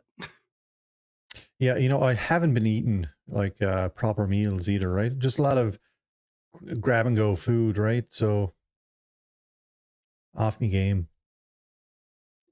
I think we have two options the way that I see it. We can see who is in the path and hope that it's not Jim Avani, and maybe we can take them or blow past them or something like that, and then we can keep up with Magicot, or we can try to go through the woods, but we don't know what else is out there, and we lose Magicot, potentially. Like, on that note, what I could do, and this will solve all of our problems, it'll put everything to rest, or all of our questions.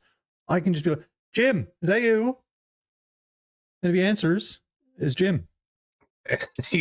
Jackson just like covers his eyes. You don't have to take it, but I'm going to offer a token that when you were giving that example, you just did that. Yeah.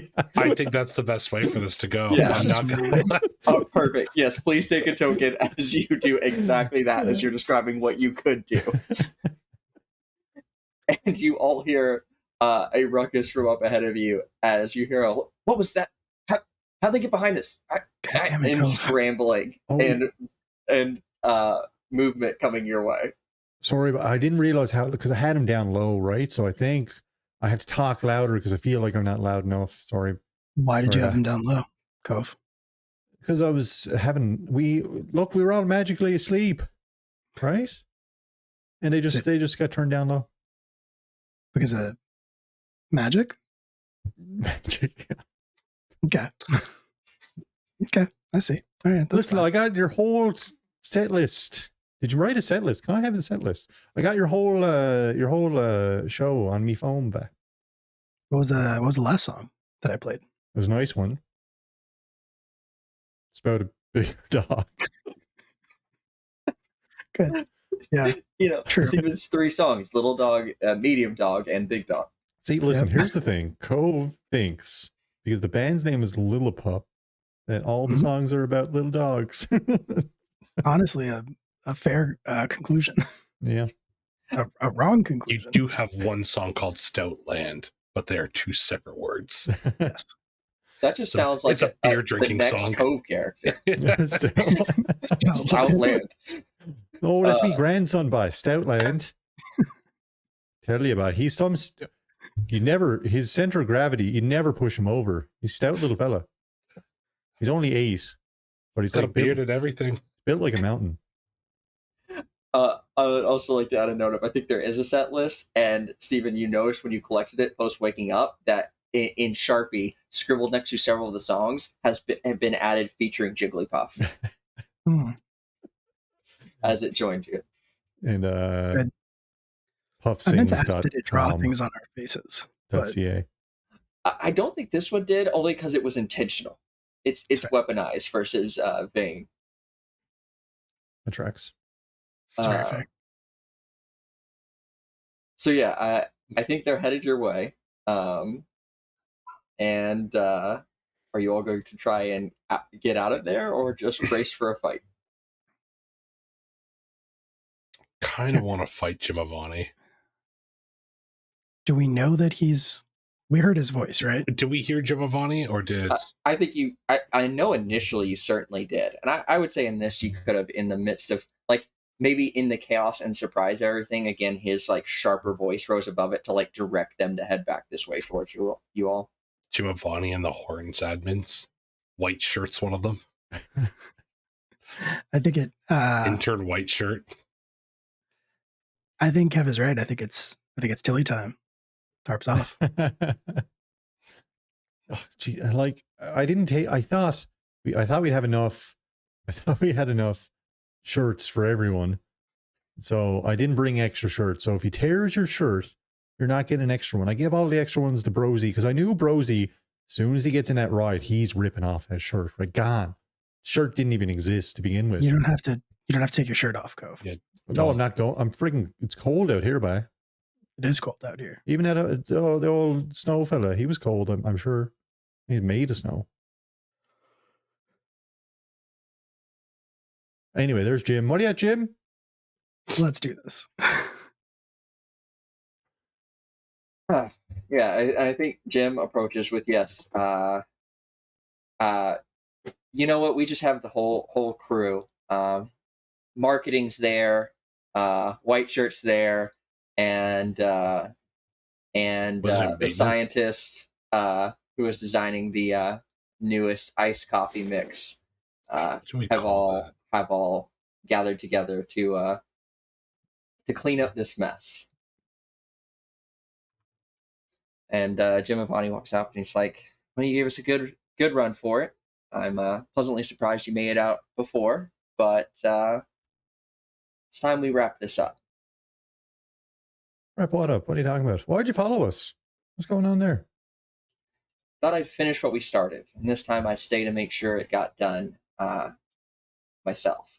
Finish what we started. You mean all that trash that you left inside your big old room with the old broken glass thing that had the goose in it? Right? Did you clean up the? Did you call maintenance? And I'm looking at the art, the art person. Did you call maintenance?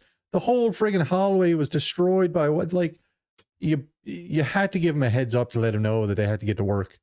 They'll hear about it. It's fun. Who was Jim? You got to be. Listen, I don't. You look like a manager type, Jim, and you got to be managing your team. You got to be taking. You got to be checking in with each department, making sure everyone's in contact.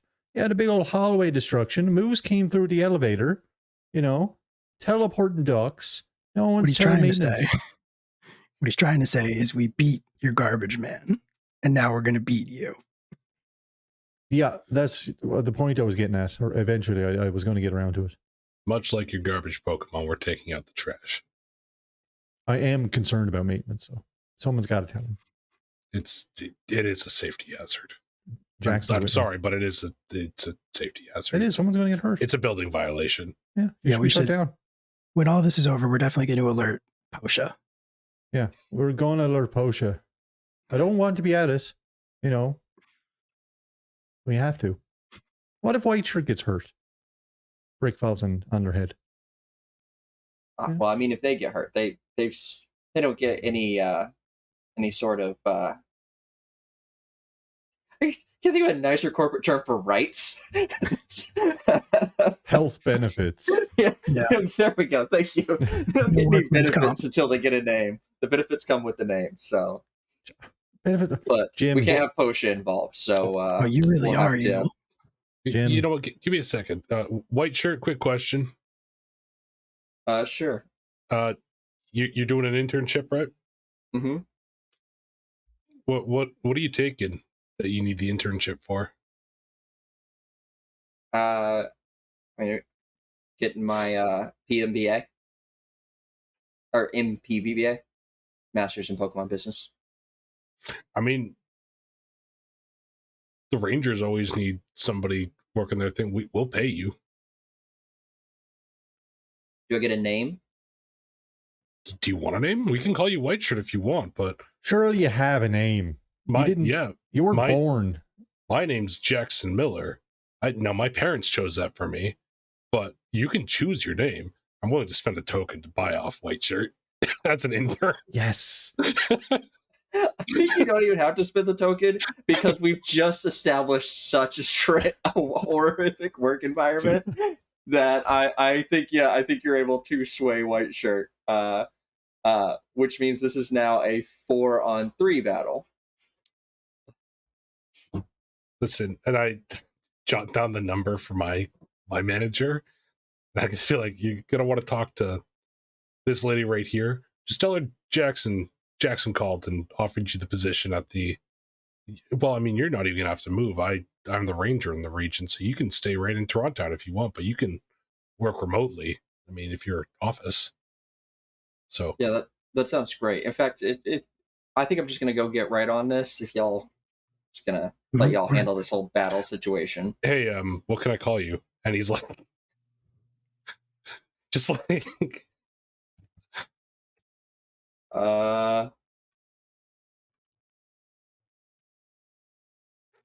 Hold on.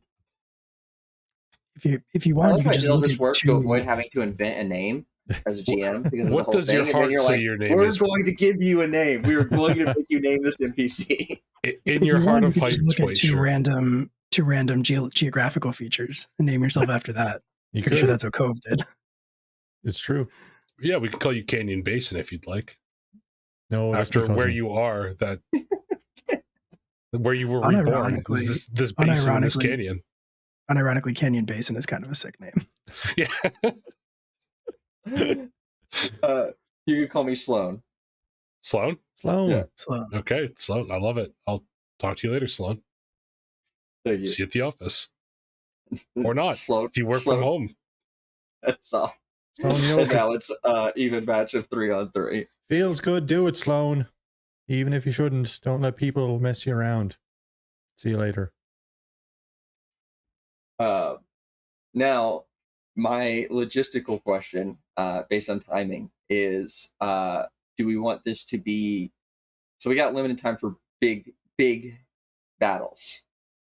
Do we want the Guardian to be a big battle? This to be a big battle? Because I feel like there's one big resolving this battle we're going to have to do involving Gigander and Castemis, likely in our future. So well, I feel like in true Pokemon movie fashion, the big battle never is actually against the legendary Pokemon. Mhm. There's always Mhm. like narrative stuff happening to deal with that, and then any actual battles are like like separate but related. So I feel like we could maybe make this the big battle and then perfect. Yeah. make the ending narrative. I also feel like Jimavani might be the only one out of these three who's actually threatening. So you just hit on my wiggle room. That's what I was going to do. I was like, either it's a 3-on-3 or it's effectively a 3-on-1. But we can do it as a true 3-on-3. I think I like that. I mean, I like all this, and that even in like Pokemon movies, when if this was the movie, releasing Castemis would maybe like imply that they're going to handle things in the future with exactly. with Gigander and stuff like that. Yeah, I mean, who knows? Like, it could just be Castemis following Gigander and the cycle's restarted. Yeah. Like, So with that in mind, I'm going to leave it up to y'all. Do you think the other two are capable battlers since it's a 3-on-3, or is it effectively a 3-on-1? Well, What was the No Pokemon that was shade. with the researcher again? It was the Doe Fido.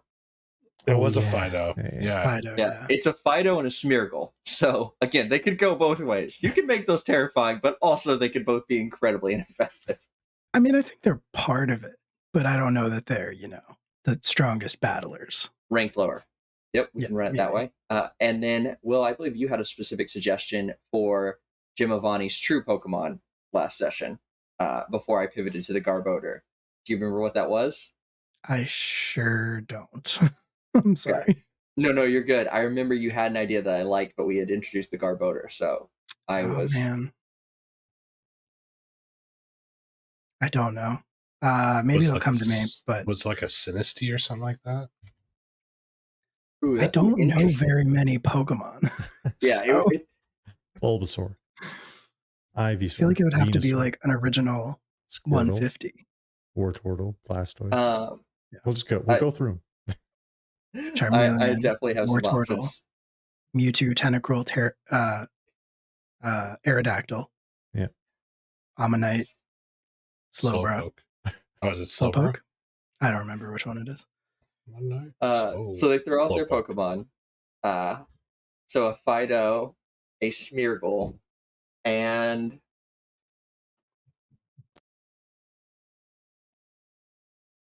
big bad Pokemon. Sorry, I'm scrolling through dark types real quick because that's usually You're good. I'm trying Was to it a remember Weavile? what. Is there a coffee No, Pokemon? we dealt with Weaviles in the first game. a Sinistea is the closest you get to anything that's like coffee or like Yeah. beveragey. I mean, that makes Oh a my lot of gosh, sense. is it a Sinistea and a Slurpuff? Whatever it's called. Well, let me actually look at Sinistea because it's been... I mean, to be fair, in the meantime, I'll try to pull up the VOD. Oh no, you're good. As long as you're Welcome to trying to figure Streamception. stuff out. Yeah. What if it's like a Dusk Noir or something like that?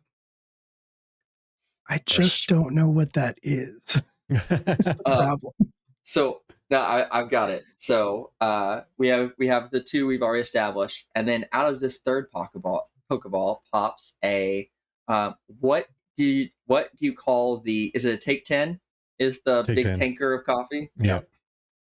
So out comes a Take 10 that opens as the coffee swells into a regional variant of a Poltegeist, but is instead made from Team Hortons coffee.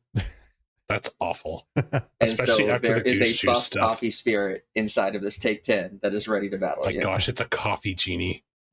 A haunted Take 10. And let's create some Pokemon to do a battle. Let's do it.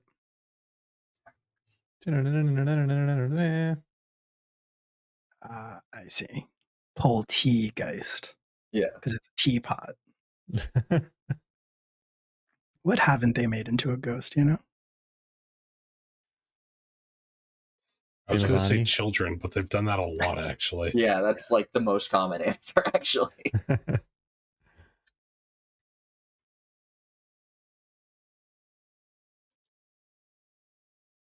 Oh, I'm now looking at it. Yep, I see it. It's in a little teapot, and it's a little.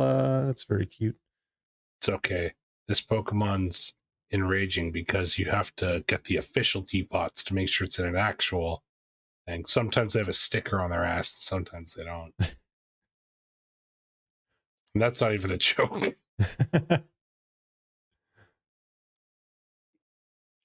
I think Puffin is full in the mix here because Magicot's gone. I have no control over my Pokemon.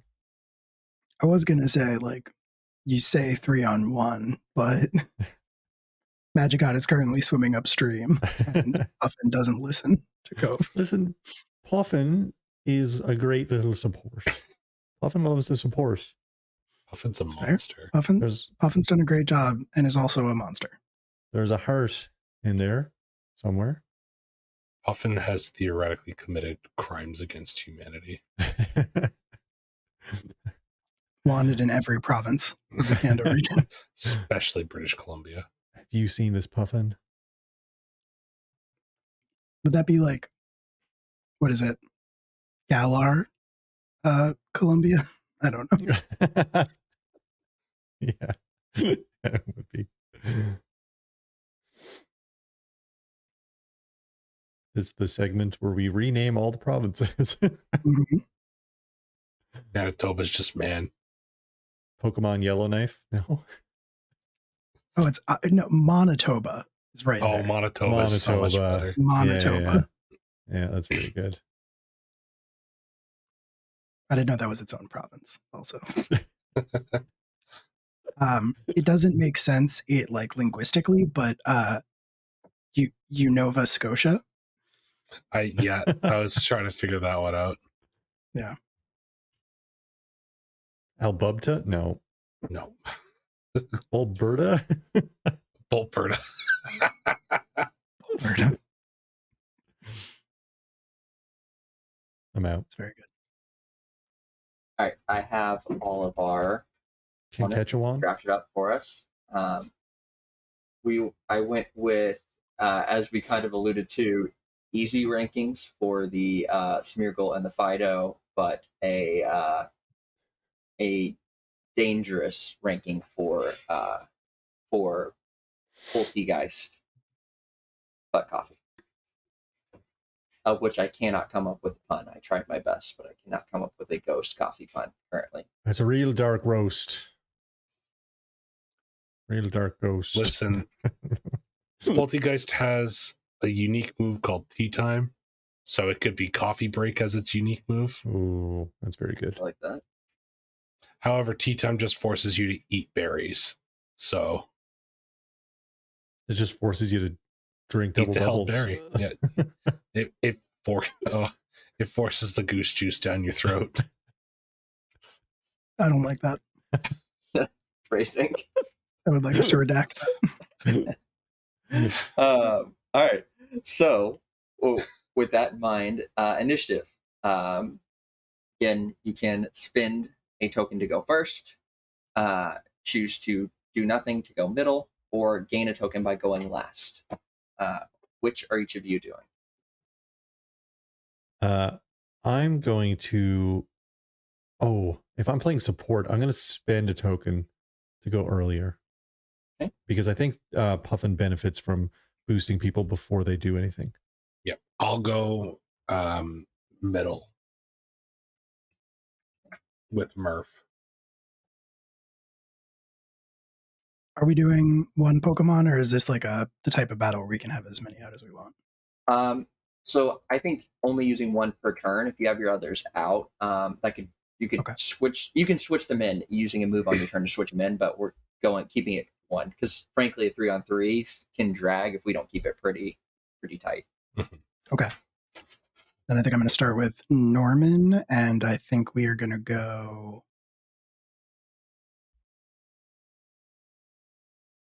I think we would like to go early. Okay. So we're spending the token. Yes. I think the two Fido and Smeargle will go neutral, but I think the coffee pot is going to spend the token to go early. Okay. Do you want me to track your tokens, Marshall? I have it on the sheets here. Since they each have their own tokens, that could get confusing. Sounds good. Did anybody else spend a token for initiative? I did. I think I'm at 2 tokens. I don't think I'm at 4. Okay. Counting the one I just spent.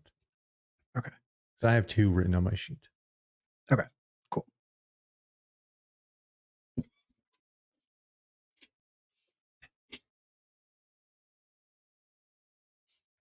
So no one apparently at Team Hortons gets names because even beyond White Shirt, it's just marketing and R&D. I refuse to get them names. Admin Mark. Those might just R&D. be from I don't marketing. remember if I made this joke, but I meant to make a joke about how his name was Mark Editing.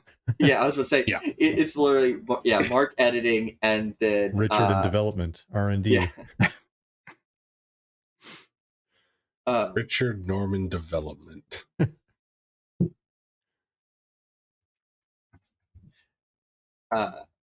So with that, the first is either Cove, Steven, or Jim Avani. Jim Avani has 2 tokens. How many do you each have? 2. Steven has 2. Ooh. So 2. then it can be either of you going first, because players always go first. So whichever one of you would prefer to take the lead can go. I think it would benefit if Puffin goes first. And what they're going to do is they're out of tarps. They have no more tarps, but they're going to fly down and just like look like they're going for the eyes, like real menacing, like I'm going to peck your eyes out. And then as soon as they get too close, they swoop off. Yeah, just as fucking grip it, as a baby. boost, as like a Slop that distraction down, boost. Dude. Oh, Yeah, we got a dude, donation. crack one for the big Thanks, boy. Oh, yeah, thank It's you. another Thank token you. for everyone as we head into this battle. Hell yeah. Thank you, Julia. Thank you. We're going to need it. Hell yeah. As a distraction boost type situation, and boosting Norman by +2 on their effective scale. Oh yeah, effective scale. Effective scale things. Relevant. Sorry, just realized that is. I also did, as I said the words, effective scale. We should make sure everyone is set up appropriately. So let's start with actually with you. So Puffin is what typing? Just flying. Just flying. Flying is not going Maybe to have normal. any impact. I only Normal wrote flying. Yeah. It's because it's just a regular Starly, right? Yep. Normal Yeah. flying. So, then that normal's relevant against the ghost. Ooh. In that you both drop each other, so you are super resistant because you cannot affect a ghost, but also that is actually putting the Poltergeist in a not great starting point. And then let's do, since you're boosting, let's go and do Norman next. So what's Norman's typing? Just normal? Normal. Okay. So you are also super resistant, and the Poltergeist continues to be at its lowest point, but then because of what Cove is doing, you will be back at neutral. I'm and Ghost then Water. Ghost Water. So Ghost is Ghost super super effective effective? Ghost. Yeah. Yeah, so then both you and the Poltergeist do bump up 1, so you're at effective and it bumps up to resistant. And then there is a fairy, which this fairy. Which one's the fairy? Oh, Fido's fairy. Yeah. No, fairy doesn't interact with any of those. Ghost? I think. No, it Okay. interacts with dark. You think I'd have it memorized by now? But there's just so damn many interactions. And some of them just don't make sense. Yeah. And then the last one is unfortunately a normal type, which is going to drop you to. It's going to drop him down to super resistant, but also is going to put you at resistant. That's fine. Well, wait, but you're a water type as well? Yeah. So I'm not going to give away which one it is, but for some reason you also get a boost from that, so you're actually back up at neutral. I'm okay with being like that. Yeah. And that is everyone. So all right, we're all good there. And Cove has boosted. That's all you're doing for yours turn? Yes. Cool. So on to Steven. And Steven is going to say, Norman, keep the big guy distracted. And Norman is going to use, I think, Astonish, and is going to like leap from cover, it becoming visible in the process, and just sort of like appear basically right, like leap it at the coffee pot and appear right in front of it, and just do like a big like boo face right up in its personal space, and then is just going to kind of do the same thing. Is just going to kind of like continue to disappear and reappear and like spooking it as he's going. He is the sabotage specialty, so that is what Okay. I am attempting to do. So you are trying to basically reduce their effectiveness. Yes. So because you're a sabotage specialist, which means you either can drop by 2 or affect all, the Poltergeist is currently at resistant. So you could actually impact each of them. Because dropping it 2 isn't going to make a big difference, but dropping it Yes. all of them by 1. I would like to do that. So you can just keep shifting and keep them all distracted.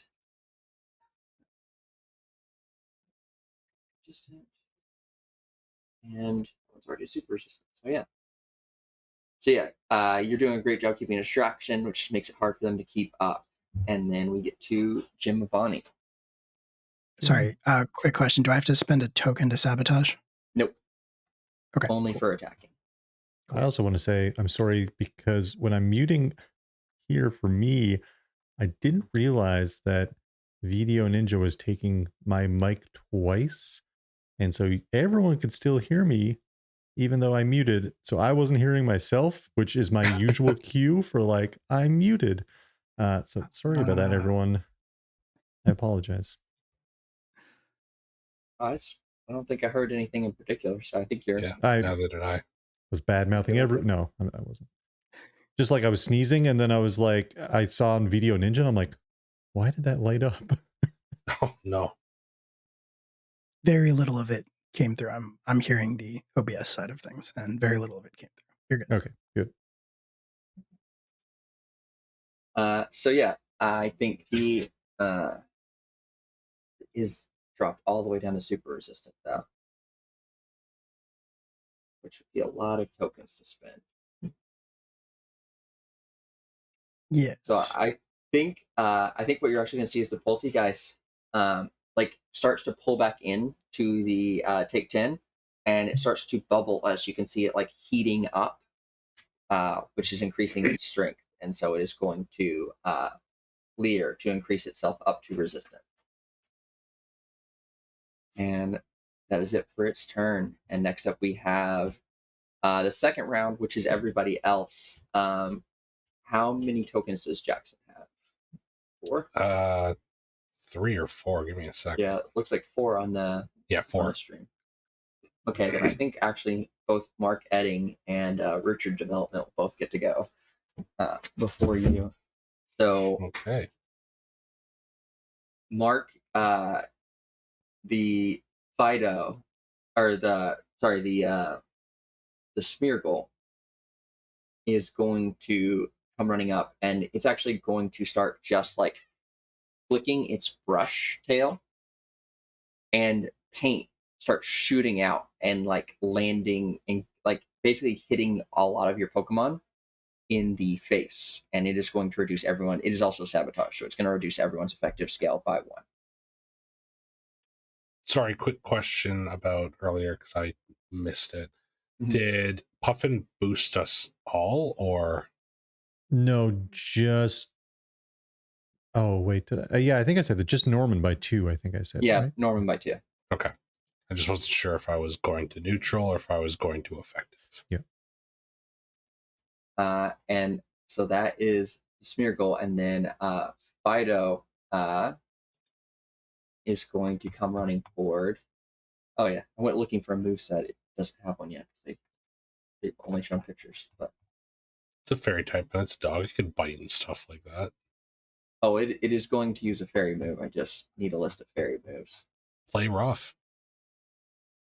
It is more supportive. Ah, okay. Like they might actually have some sort of team dynamic going on here.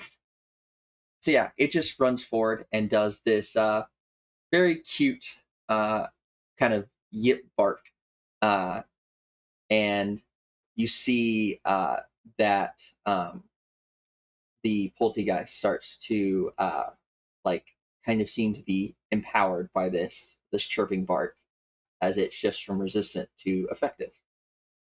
Because the Fido is a boost specialist.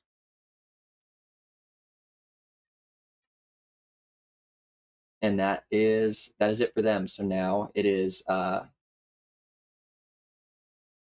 Jackson. Also, I see those looks well, but I had to give them something. Oh, that's fair. Okay. What's the point of keeping henchmen around if they aren't there to puff you up in battle, right? Well, I think what's going to happen is that Murph is going to look towards the Fido and doesn't like that very much. And it lets out a weird, almost rhythmic chant, and it uses Eerie Spell, and that's an attack. So I'm going to spend the token to try and damage this thing. And what are you at currently, effective skill wise? Give me a second. I think I'm at. Oh, that's not me. Neutral. Okay, so yeah, you're spending 1 to inflict 1 harm. Yeah, the fighter's just gonna take it as it gets hit by this eerie spell and drops to weakened. And then Murph maneuvers himself into a slightly better position because it's going to get crowded in here. And we're back up at the top. So Cove, Steven, and Jim Avani, you both have 3 tokens? I have 2. Unless I would have gained 1 for some reason last time, but I should be at 2. Because yeah, Jim Avani is at 2. So if you're at 2, then you get to go before him. But if Steven's at 3, then you'll go after Jim Avani. So go ahead, Cove. Oh, it is me? I thought Steven had 3. Sorry. Yeah, it's whoever has the least in the initiative pool. So I understand. Lower tokens gets to go earlier to try and balance it out. I understand. Norman is sabotage, correct? So Yes. probably not going to do a lot of things. And Murph is the only one out? Or... Murph and Bud would be out, but Bud is rest. Right. I will say that the other, and we can maybe do this now as like a way to, do the meta. But I was going to say that one thing Steven is going to do is call out to Jackson and say, or whoever has it, I think it's Jackson, say, toss me the take 10. That was Cove, but yeah. Cove. Okay. So he'll call that out to Cove, and then he's gonna pass it to Donnie, and he's gonna say, all right, bud, one more time. He's had a little bit of time to sleep it off, so yes, he's groggy. You got to go all out, frustrated, and now he needs to get up and fight. I don't know that it's going to get us into caffeinated mode again, but it's at least going to get him able to fight again. Well, if that's all of the case, I think Puffin is going to boost themselves. Cove looks up. He's like, Puffin, you're doing some good. Would you like, if you don't mind, now I'm not going to tell you what to do, but it'd probably be in your interest and all of our interests if you just like try to like take some of them out of the picture, right? I know you're good at it. I've seen you do it. All them little nidorinos and stuff like that. You're friggin' tossing them all over the place. Puffin's gonna boost themselves to get them up to neutral because right now they're way down. And then prepare themselves for the next round, as it's just like flying menacingly like a vulture. I mean, after that statement, I would say so, because it's not Nidoran. It's just casually tossing around Nidorinos, which is, like, that's a terrifying concept. It's like bringing them to you like mice. Yeah. Freaking Puffin has poison heal.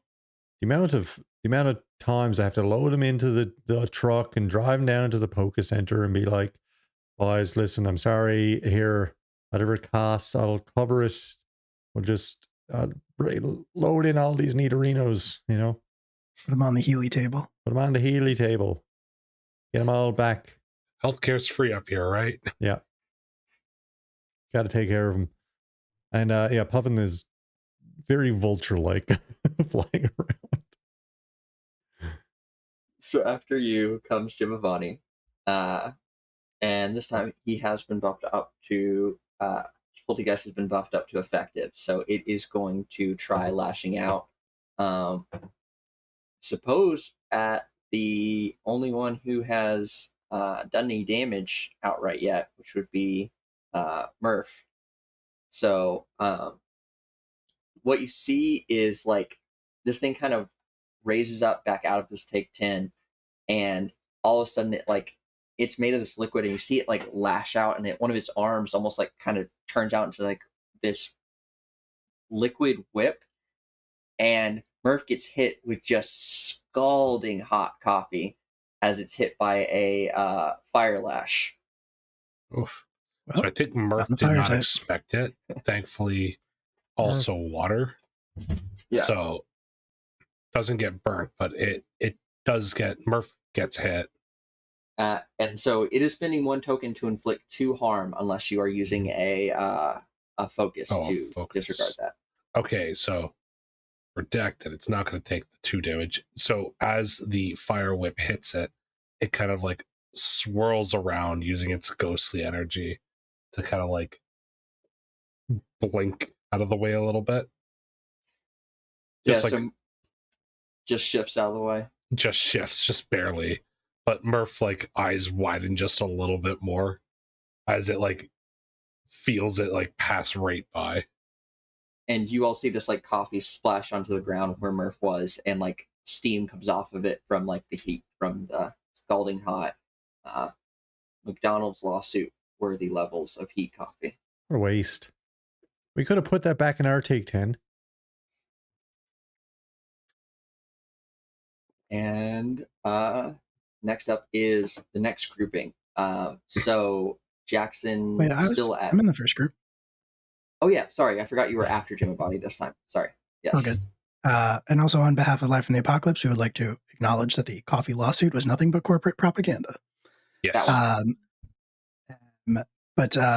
So Norman, who is still sort of up in the faces of these things, distracting them. While that is happening, Stephen is going to talk to Donnie, and it's going to be like, all right, Donnie, you don't get to drink coffee very often. We both know why. Both seen what happens. But things are a little bit different right now. And that thing, and he's going to point to the poltergeist, because that thing is made of coffee. Up and at him. And Donnie is going to stand up, take off the sunglasses, throw them into the woods, shrug off the... They stick into a tree. Yeah. Shrug off the towel, the wet towel that was on his on the back of his neck. And he's going to lower his antlers and charge the poltergeist. And as he does so, Norman is going to like backflip out of the way off of the antler and land like next to Stephen. Perfect. As we're switching out. Yeah, that would be a switch. So he won't get to attack this turn, but he is now in the battle. What is his typing again? Fighting and dark. Fighting and dark. So the fighting is going to boost you up against the normal, but drop back down from the fairy, and then neutral down on the ghost. But then, so you're going to be at super resistant until the dark comes in and puts you back up to resistant. But then the fairy puts you back down. So I think you're at super resistant. Yeah. Okay. Yes. Because of just the typing mix. Yep. To start. Also, I think as you were, what we see is you're throwing, as he's throwing all this stuff off to the side. She talked about it hitting a tree. If the camera pans behind the scene, what we actually see is a Sudowoodo posed there, now covered in like a towel with sunglasses on and all this stuff that has landed on it. That's so good. And now we are on to the next round. Jackson you still have 3. I have 3. The others have not boosted theirs, so they are going to get to go first. So we have, we'll start with,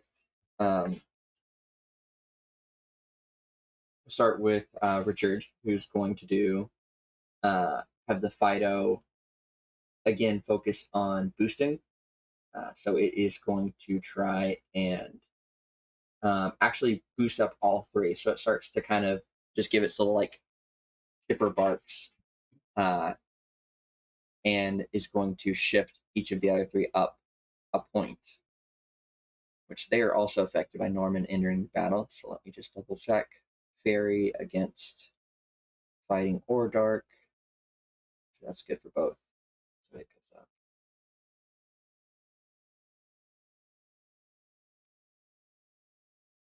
And then we're going to boost up Poltergeist. And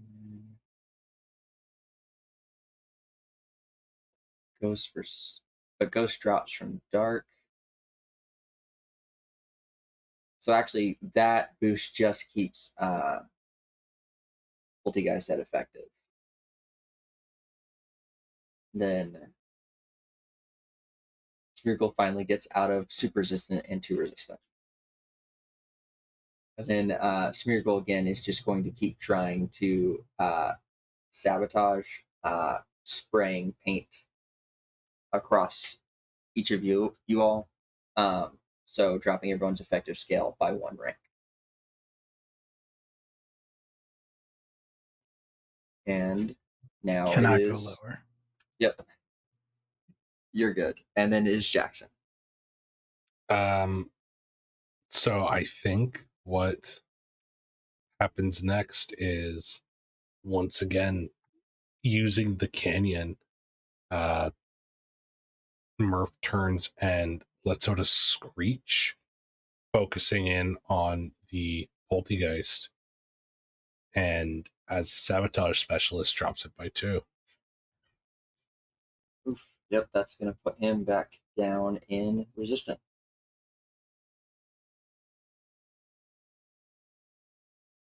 Now that Murph's favorite Pokemon is in the fight. And we're back around to the top.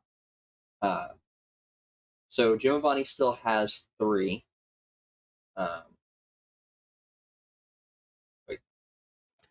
Shouldn't Giovanni have lost 1 from attacking?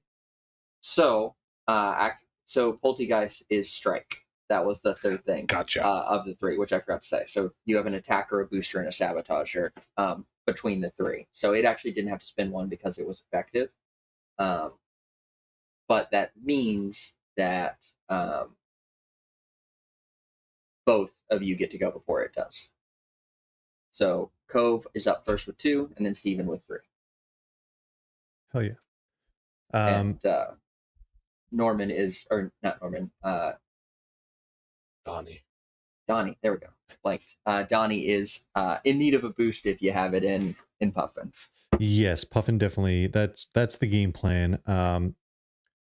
Puffin flies down and tries to like take the lid off of Pulty, and is being a distraction in that it's now boosting Donnie because it's being so distracting again, as Puffin is wont to do. So that's going to shift by +2 for Donnie's effective scale. Put him back at neutral as Puffin exposes all that delicious coffee. And in the interest of kind of converging all of our story elements that we've set up, I think in the distance, not yet in and around, we hear code. Code was like, what's that? That magic card. And the roar comes in next. and that's all Cove and Puffin got in them. Perfect. Next up is Steven. And we already know what we're doing. Donnie is going to charge straight in. How many boosts was that? 2. It was 2, so should be up to neutral. Boosts. So I am at neutral. And yeah, Donnie's going to go charging straight in and try to tackle the poltergeist. So I'm going to spend a token, which means that there would only be 1, right? Yeah, 1 harm.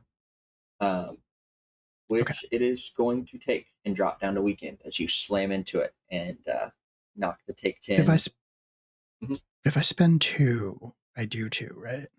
No, it is just Okay. a 1-to-1. The only way to do more is to up Right. the effective scale. Right. Okay. Then yes, I do 1, and it takes it. Yeah, so it just gets the take 10 gets banged up as it gets knocked and rolls as it tries to pull itself back in and not spill out too much of the coffee. And now is its turn. And having now identified a very clear threat, it is going to try and lash out at Donnie. And this time it just like starts the coffee starts to bubble over, and then it's the equivalent of a fire blast as a just big splash of coffee is launched out towards Donnie. And it is going to have to spend a token because it is resistant, but we'll spend that 1 token to inflict 1 harm unless you are burning a focus.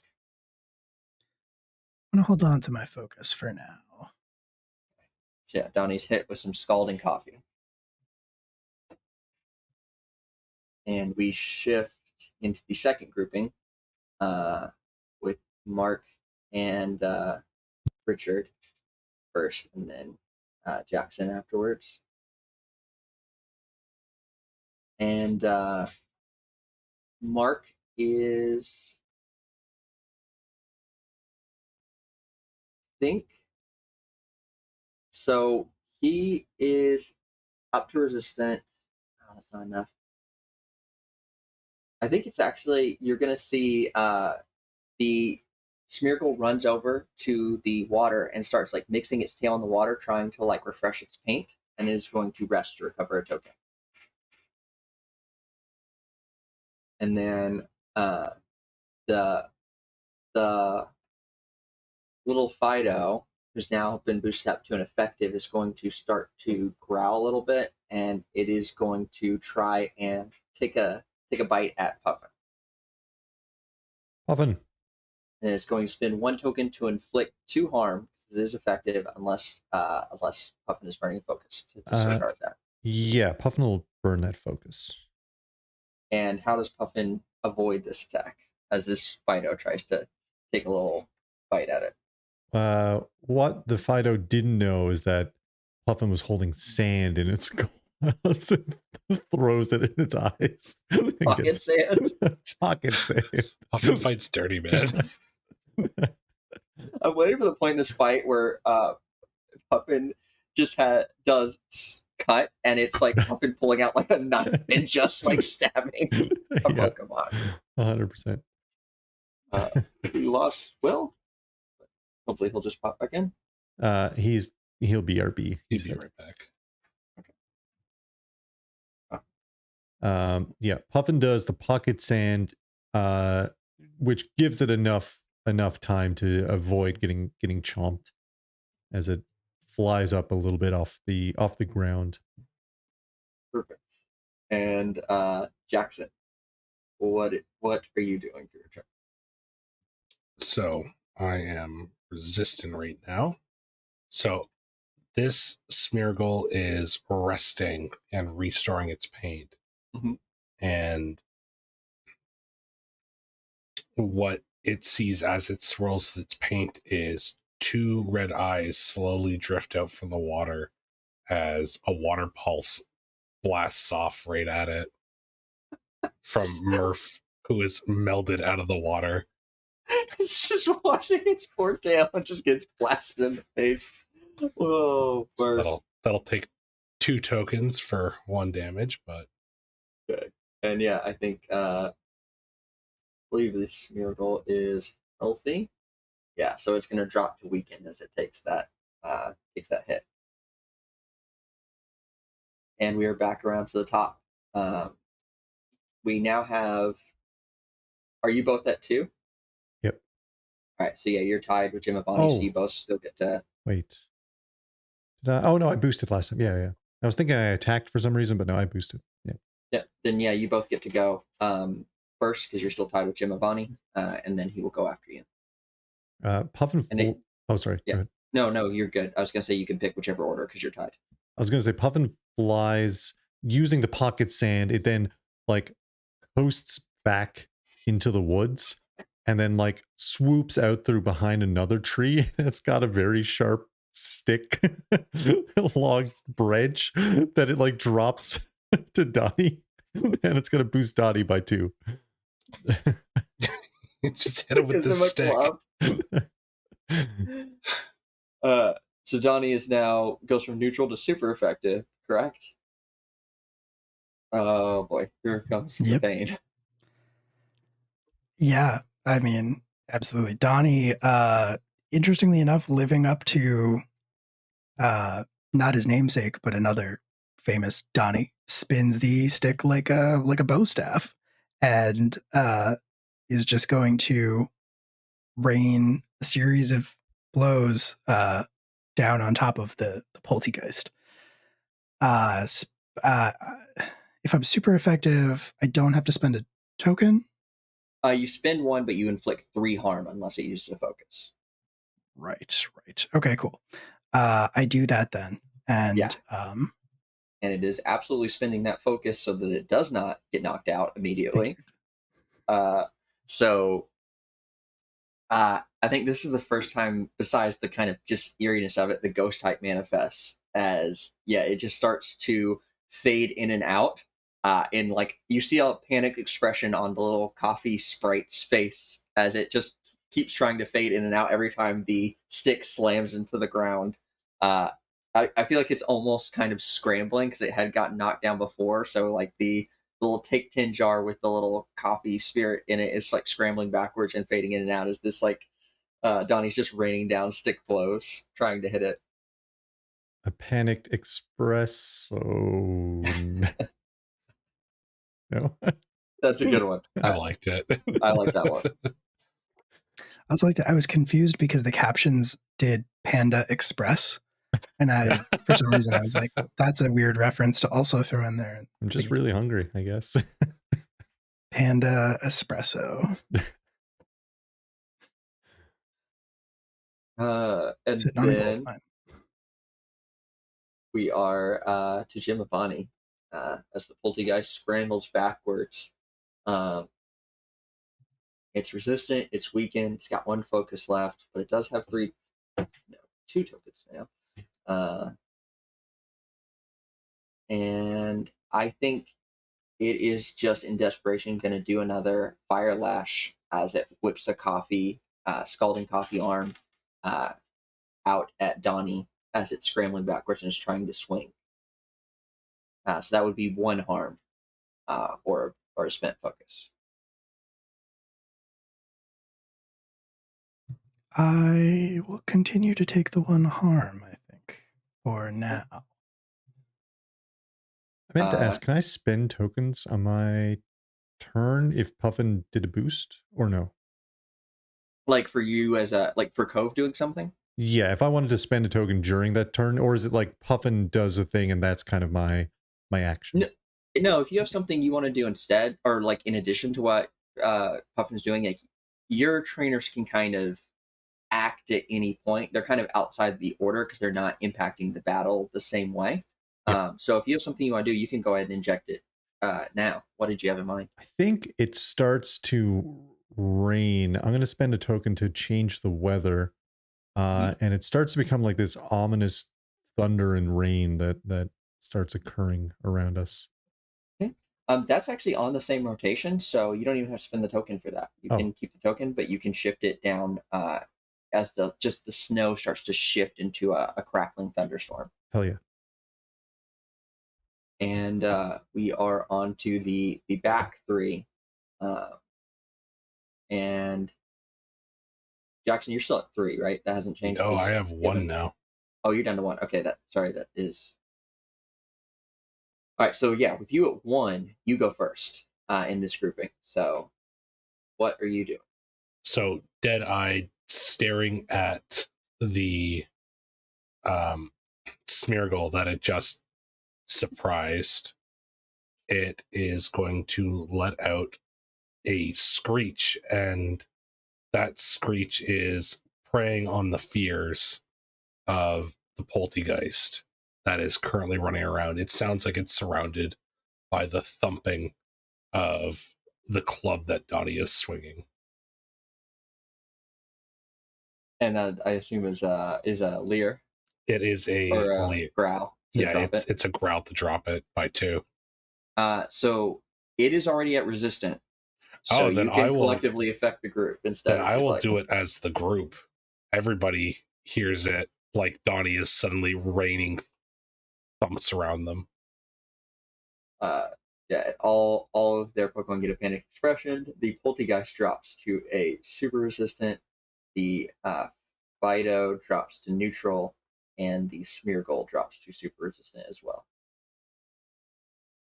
And then we have Mark and Richard. Fido is at neutral, but has no tokens. And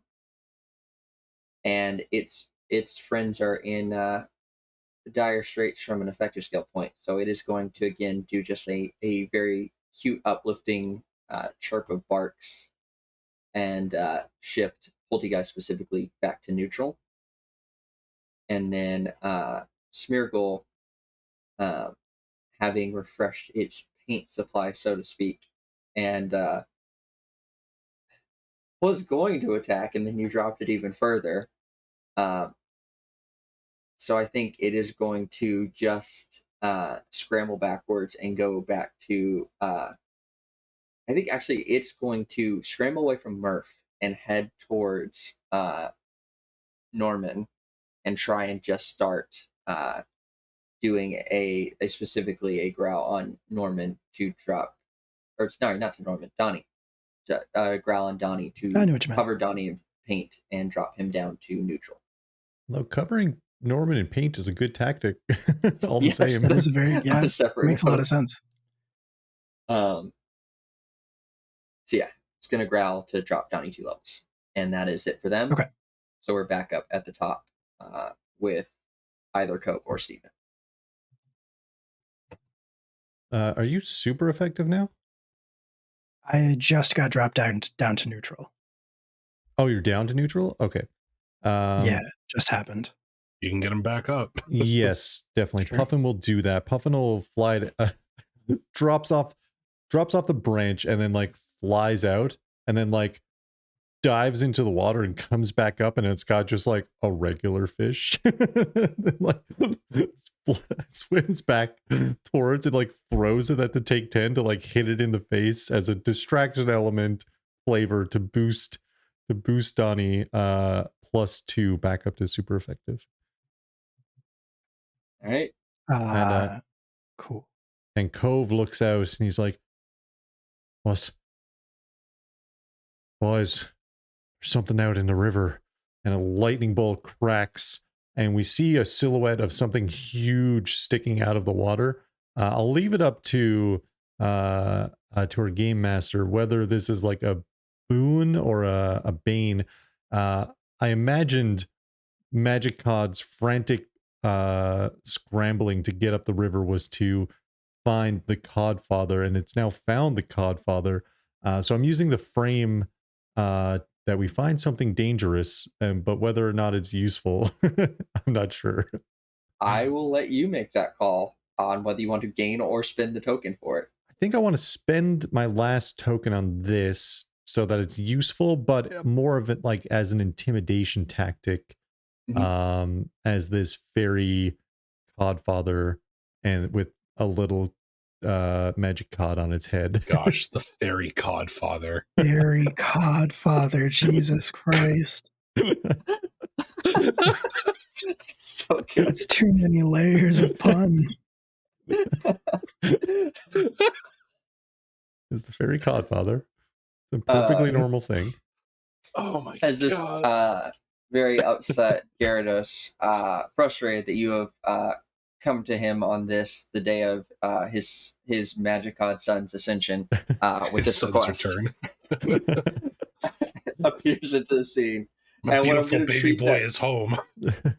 What I'll treat that as translating it back into the combat space is the same as if you'd spent a token to introduce an environmental hazard. which can reduce someone's effective scale similarly to a growl. So, who does the Codfather terrify, dropping their effective scale? I think it would be probably the Take 10 because it's raining and it's miserable and it doesn't want to mix up its coffee. It doesn't want to water down the brand. You know, can't have a watered down coffee. Yeah. So yeah, it drops down to resistant, and now it is its turn. And Oh, I didn't think- actually. Oh, yeah, you didn't do go. anything. Yeah. Oh, Yep, sorry. Yeah. No, it's all good. Donnie is just going to keep it up. Steven's going to call out to Donnie and say, just keep pouring it on. And yeah, I spend the token. I'm back up to super effective. I'm sure it has a focus. So yes, it does, but it is its last focus. Nice. As again, even more desperation. It's now torn between, as it starts to like try and dodge these blows and spread its like little coffee body out, and it's getting wet, which is, as we've already mentioned, diluting the coffee. So it's actually in more of just this like panicked, it's like combined back into the Take 10, and it's just trying to roll away as Donnie just slams down like blows. And I think it just like rolls and it manages to avoid these hits, but it also like bumps into a tree as it's like trying to roll away, and now it's kind of stuck as Donnie moves towards it. But it is a fighter to its end, so it will spend its last token to lash out. Let me look at the fire moves. What has it got left? Oh, that's a fun one. So actually what's going to happen is, as it's kind of bumped up against this tree, it's actually going to roll over. And again, you see the coffee like boiling up. And then it's actually going to basically explode as the bottom of the Take 10 is launched towards Donnie in a flare blitz of hot coffee. Like a bottle rocket? And, Yes. and now Or I'm a gonna spend Mentos focus. Diet Coke. If you've ever set off one of those and thrown it on the top, those things launch. Fair.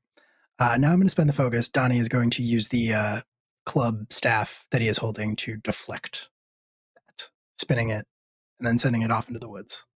Yeah. And I think that's a perfect representation of its lost focus, because you've actually knocked the Take 10 container away, and all that's left is this kind of floating ethereal coffee spirit that does not have its comfortable container. And it feels very exposed. And with that, it is Jackson, because you still are at 1, right? Yes, I am. And I don't think the others dropped below 1. Oh, actually, the Fido did. It's down to 0. The Smeargle did not. So it's going to be the Fido, then you, then the Smeargle. And it's got nothing left. It is it's pretty tapped, so it is just going to try and rest up to get it at least back to 1 token, as it just starts kind of it's growling, but really it seems to just be kind of like bunching up and getting ready as it regains 1 token. And then Jackson, you're up. All right. So what are the states everybody's at again? Your team or the other? Their team, sorry.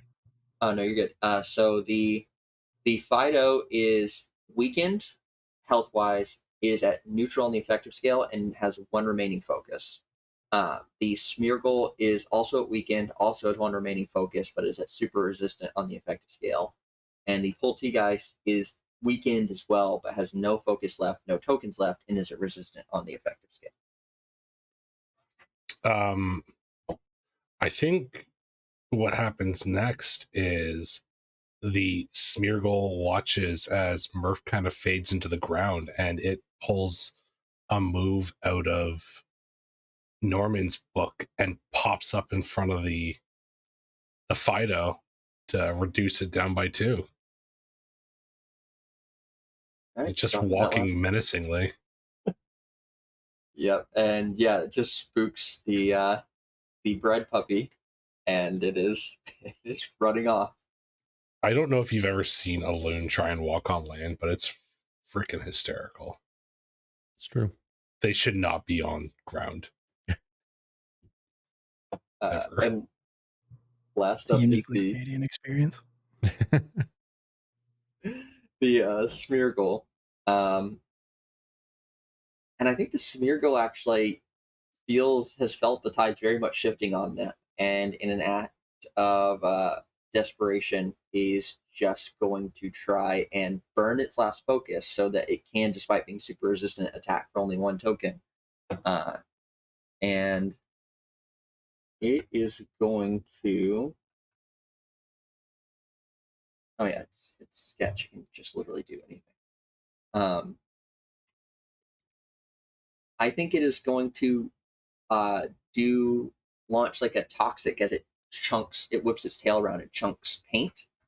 And I think it's gonna try and get Murph, who just spooked its friend.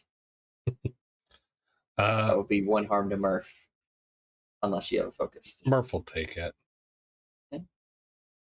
Murph gets hit with the toxic and its head kind of goes and it just like slowly turns and looks at the Smeargle and just stares.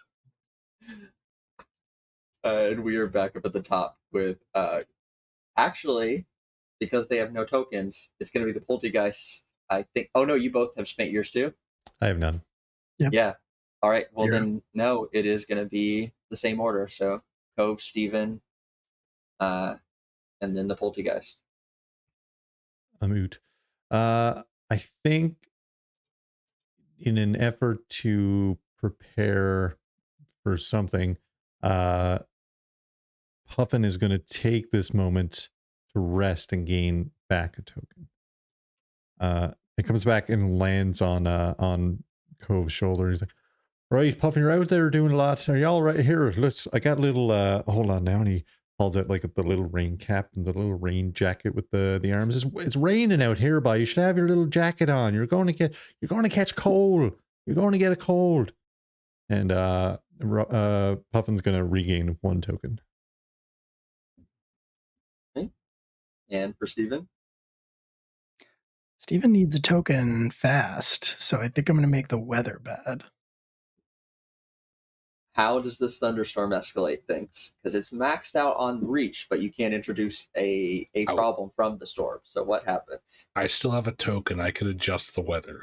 So I'll There's just have to nothing- wait for my turn for that. There's also That's nothing fine. saying that this Gyarados is doing anything good.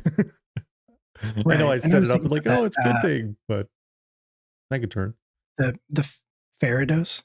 The fairy codfather, Fairy Godfather. I think it's not doing this on purpose necessarily, but I do think a symptom of it showing up is the weather, the thunderstorm and everything. And I will say that lightning strikes a nearby tree and it starts to burn. Okay. So yeah, there's a fire that's starting to spread through the forest that is going to be a problem. Oh, there's one tree not on. Oh, is that a Pokemon? Cedarwood was like, oh no. Yeah. Sunglasses burst into flames and it's still standing strong. Is the tree just right next to Cedarwood? Cedarwood's just in terror, like starts to back away slowly from so yeah, that gets you the 1 token you need. Go ahead. Yeah, and I think this time around, the ghostly coffee body of the Poltergeist is just sort of hanging in midair. You said unprotected, and so I think at this point, Donnie, who is standing, in front of it, is going to just exhale, and then just like put his lips together, purse his lips, and just start sucking the coffee out of the air. It's not what I expected, but Yeah, and it has nothing to resist. So Donnie just inhales this coffee spirit. He just straight up killed it. Yep. Well, so I feel the way that I was thinking about it was like all ghost Pokemon are like ghosts possessing a thing, right? Things, so he's yeah. not necessarily consuming the spirit; he's just consuming the coffee that the spirit was possessing. And Was the my spirit has to return to the Take 10 container until they can get back to a Healy table or a coffee dispenser and refill it. right, exactly. One or And the that other. makes Murph a weird question. So the Poltergeist is out of the fight.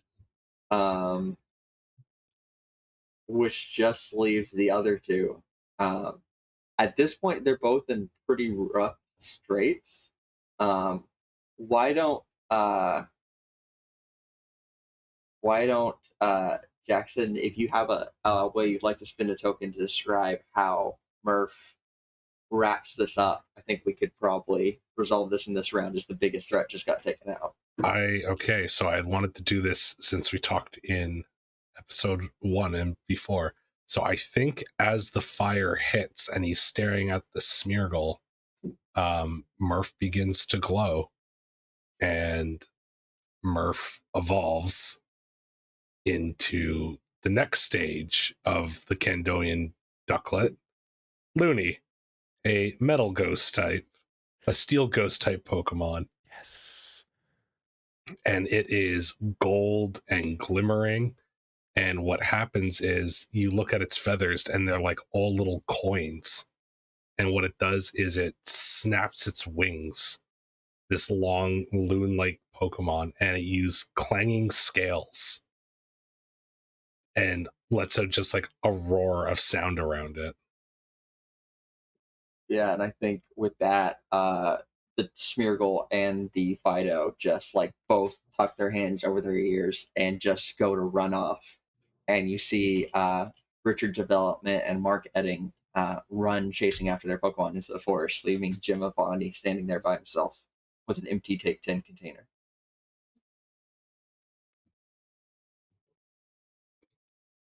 It's Jackson over, is Jim Avani. It appears so. She's done, Jim. It's been a good run, but I don't think I'm making my way out of this one. Out of the don't think so. canyon, yeah, Jackson. it's hard to get out of canyon. Jackson, you can arrest people, right? As a park ranger? So, I mean, this is Crown Land, so yeah. And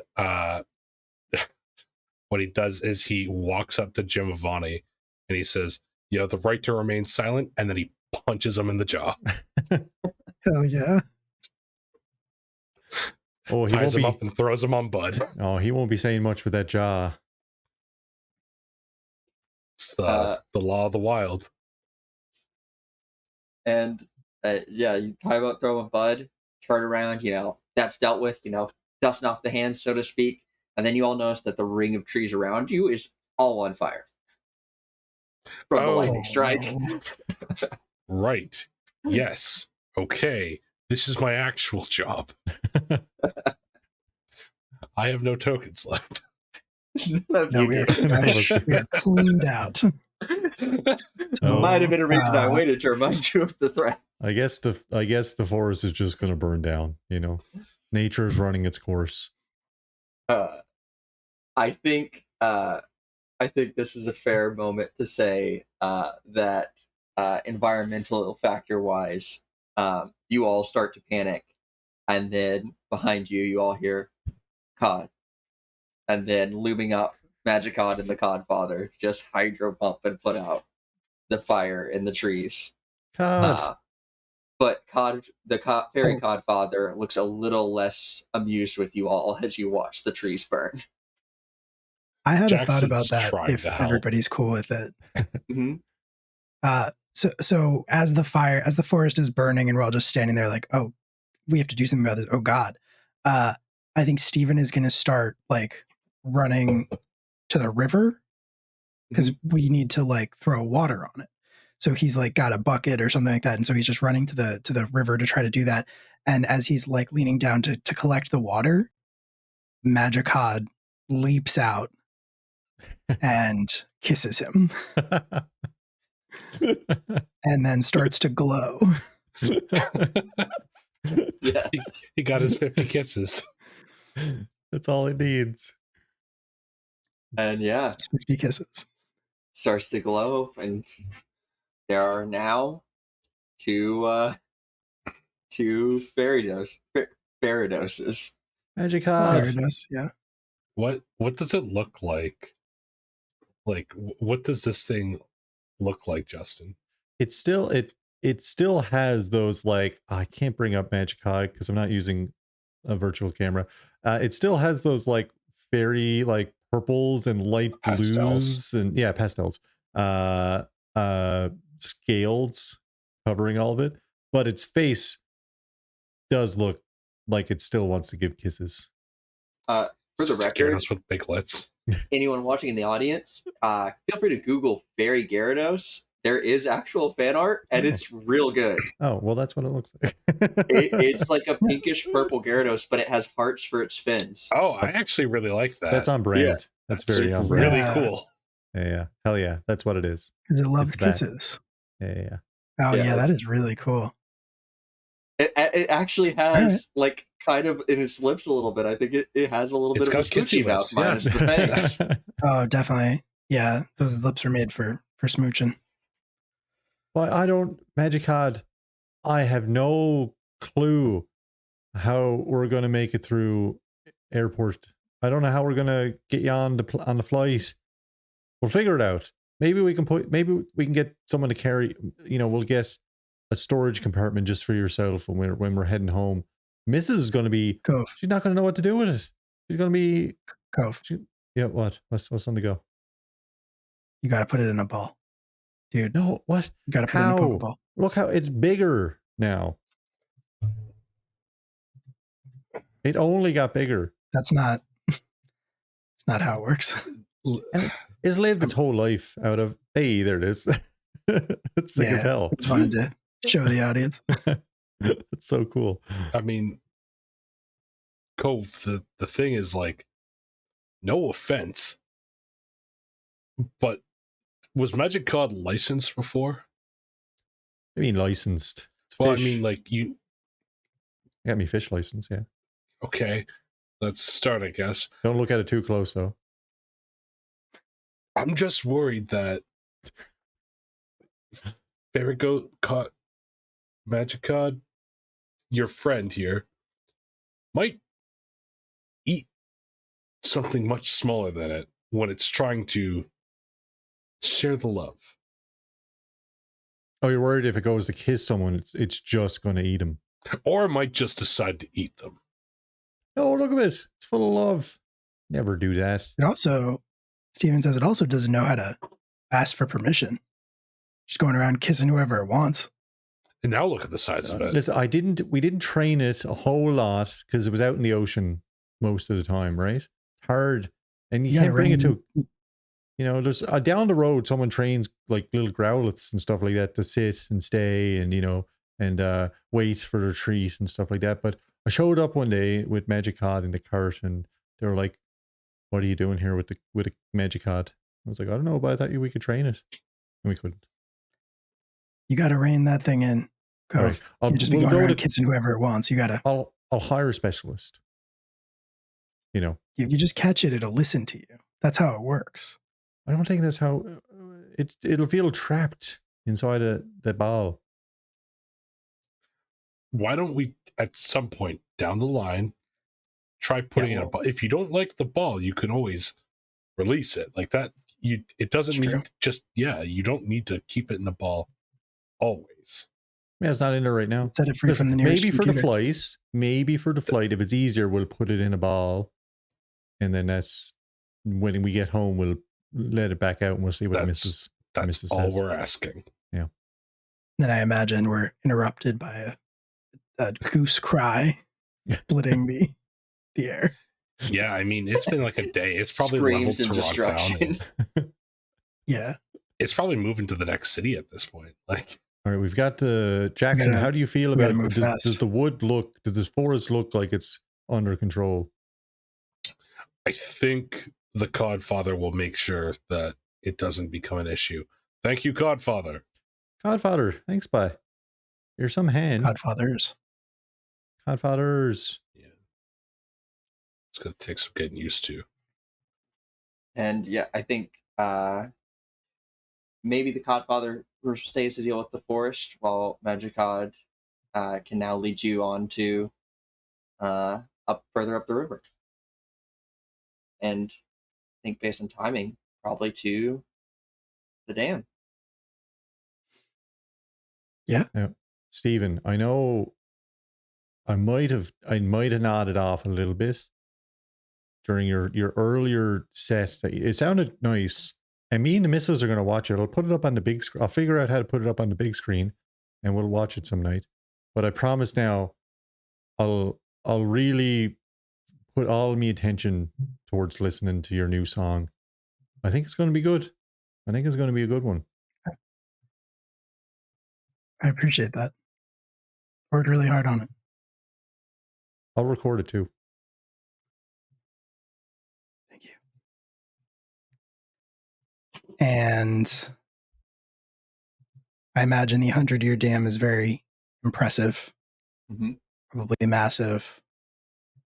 And I think Steven is going to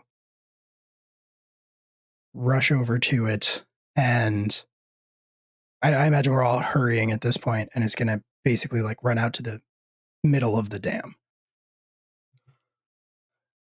where he is going to, unsling his guitar and prepare to play the song. Can I offer you an accomplice for this? Oh, absolutely. Murph. Is it Murph? It's Murph. Doing backup?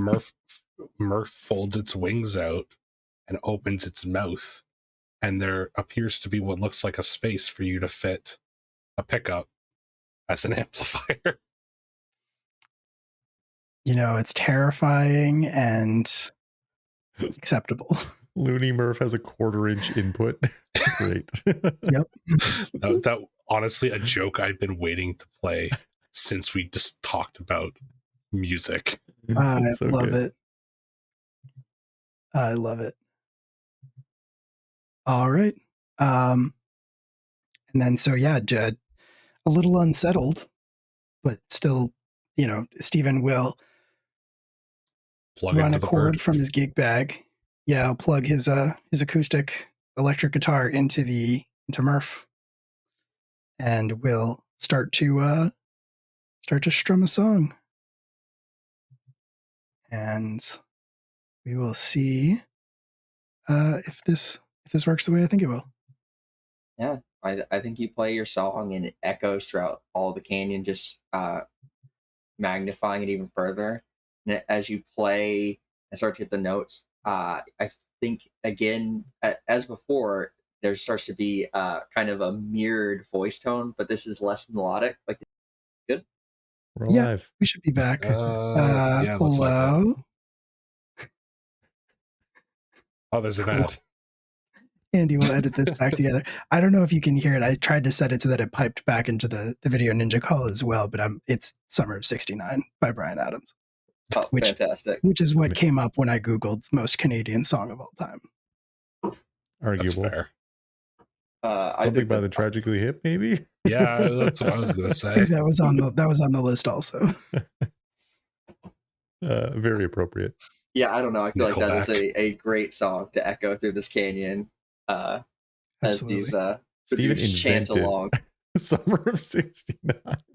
It just came to him one day.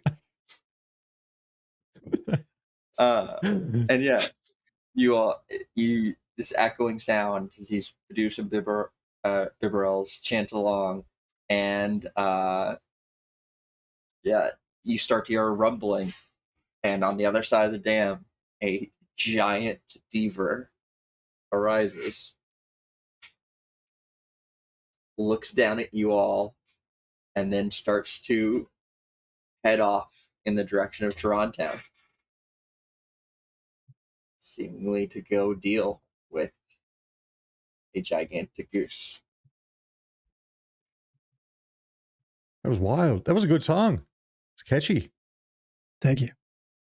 Why It means, why it means why a lot to me. 69? I couldn't tell you. Nice. Just seemed Just hit you. nice. Good. Good tune. Yeah. Liked Thank it. you. Should we go back to town? We got to bring what's his face to the, We got to bring Jim Avani to justice. yeah. I have to talk to them too about my idea that I had. And Yeah, Cove, I think that's not going to happen. Oh, well, that's all right. I had a good time in there. You know what we should do? We should see if Rosie has been I think he's got if he's riding, that always leads to another game, right?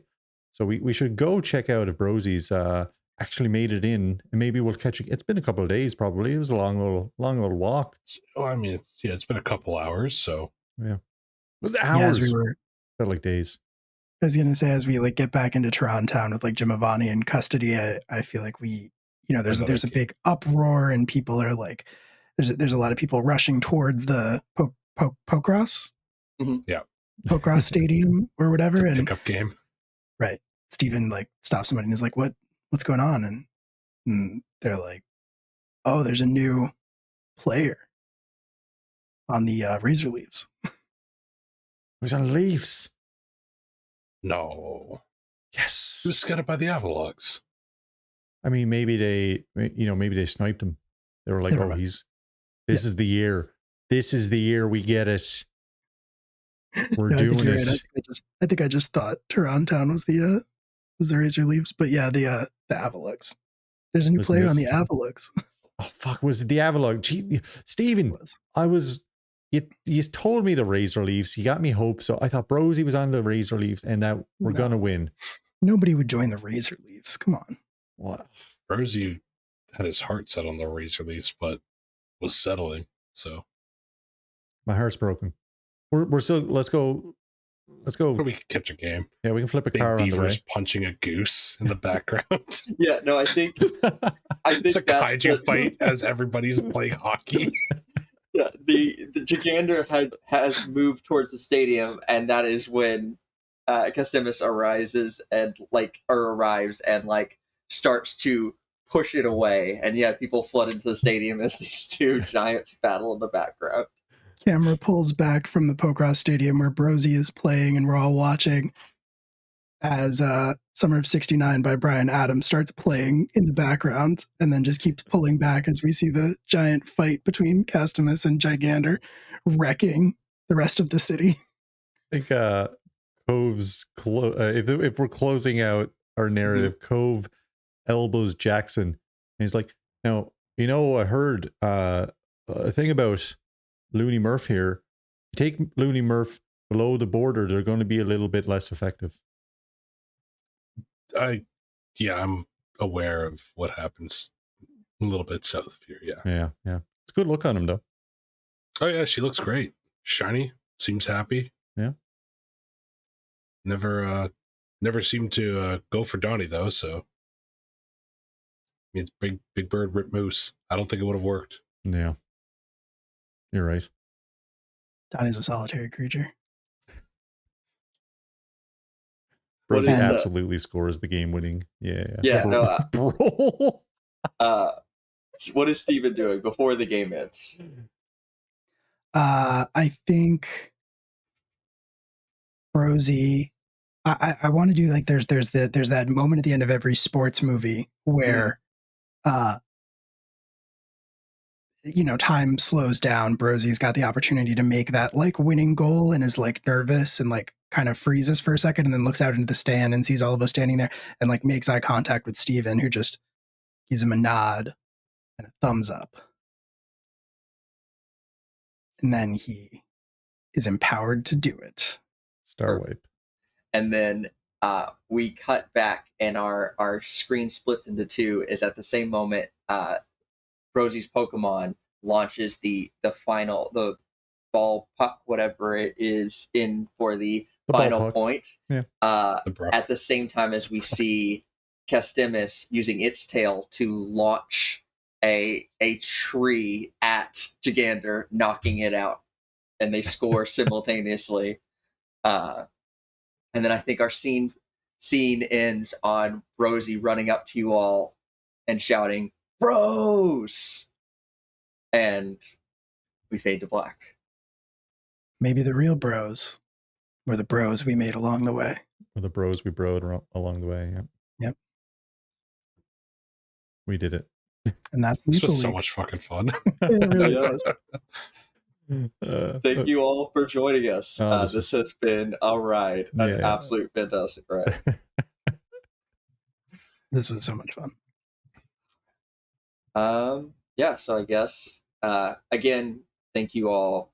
Now, not just people watching, but also specifically Zach, Justin, and Kev. I know you are out there. Thank you all for joining us and making this just such a fun experience along the way.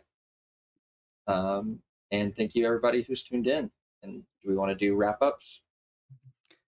Yeah, let's do wrap up.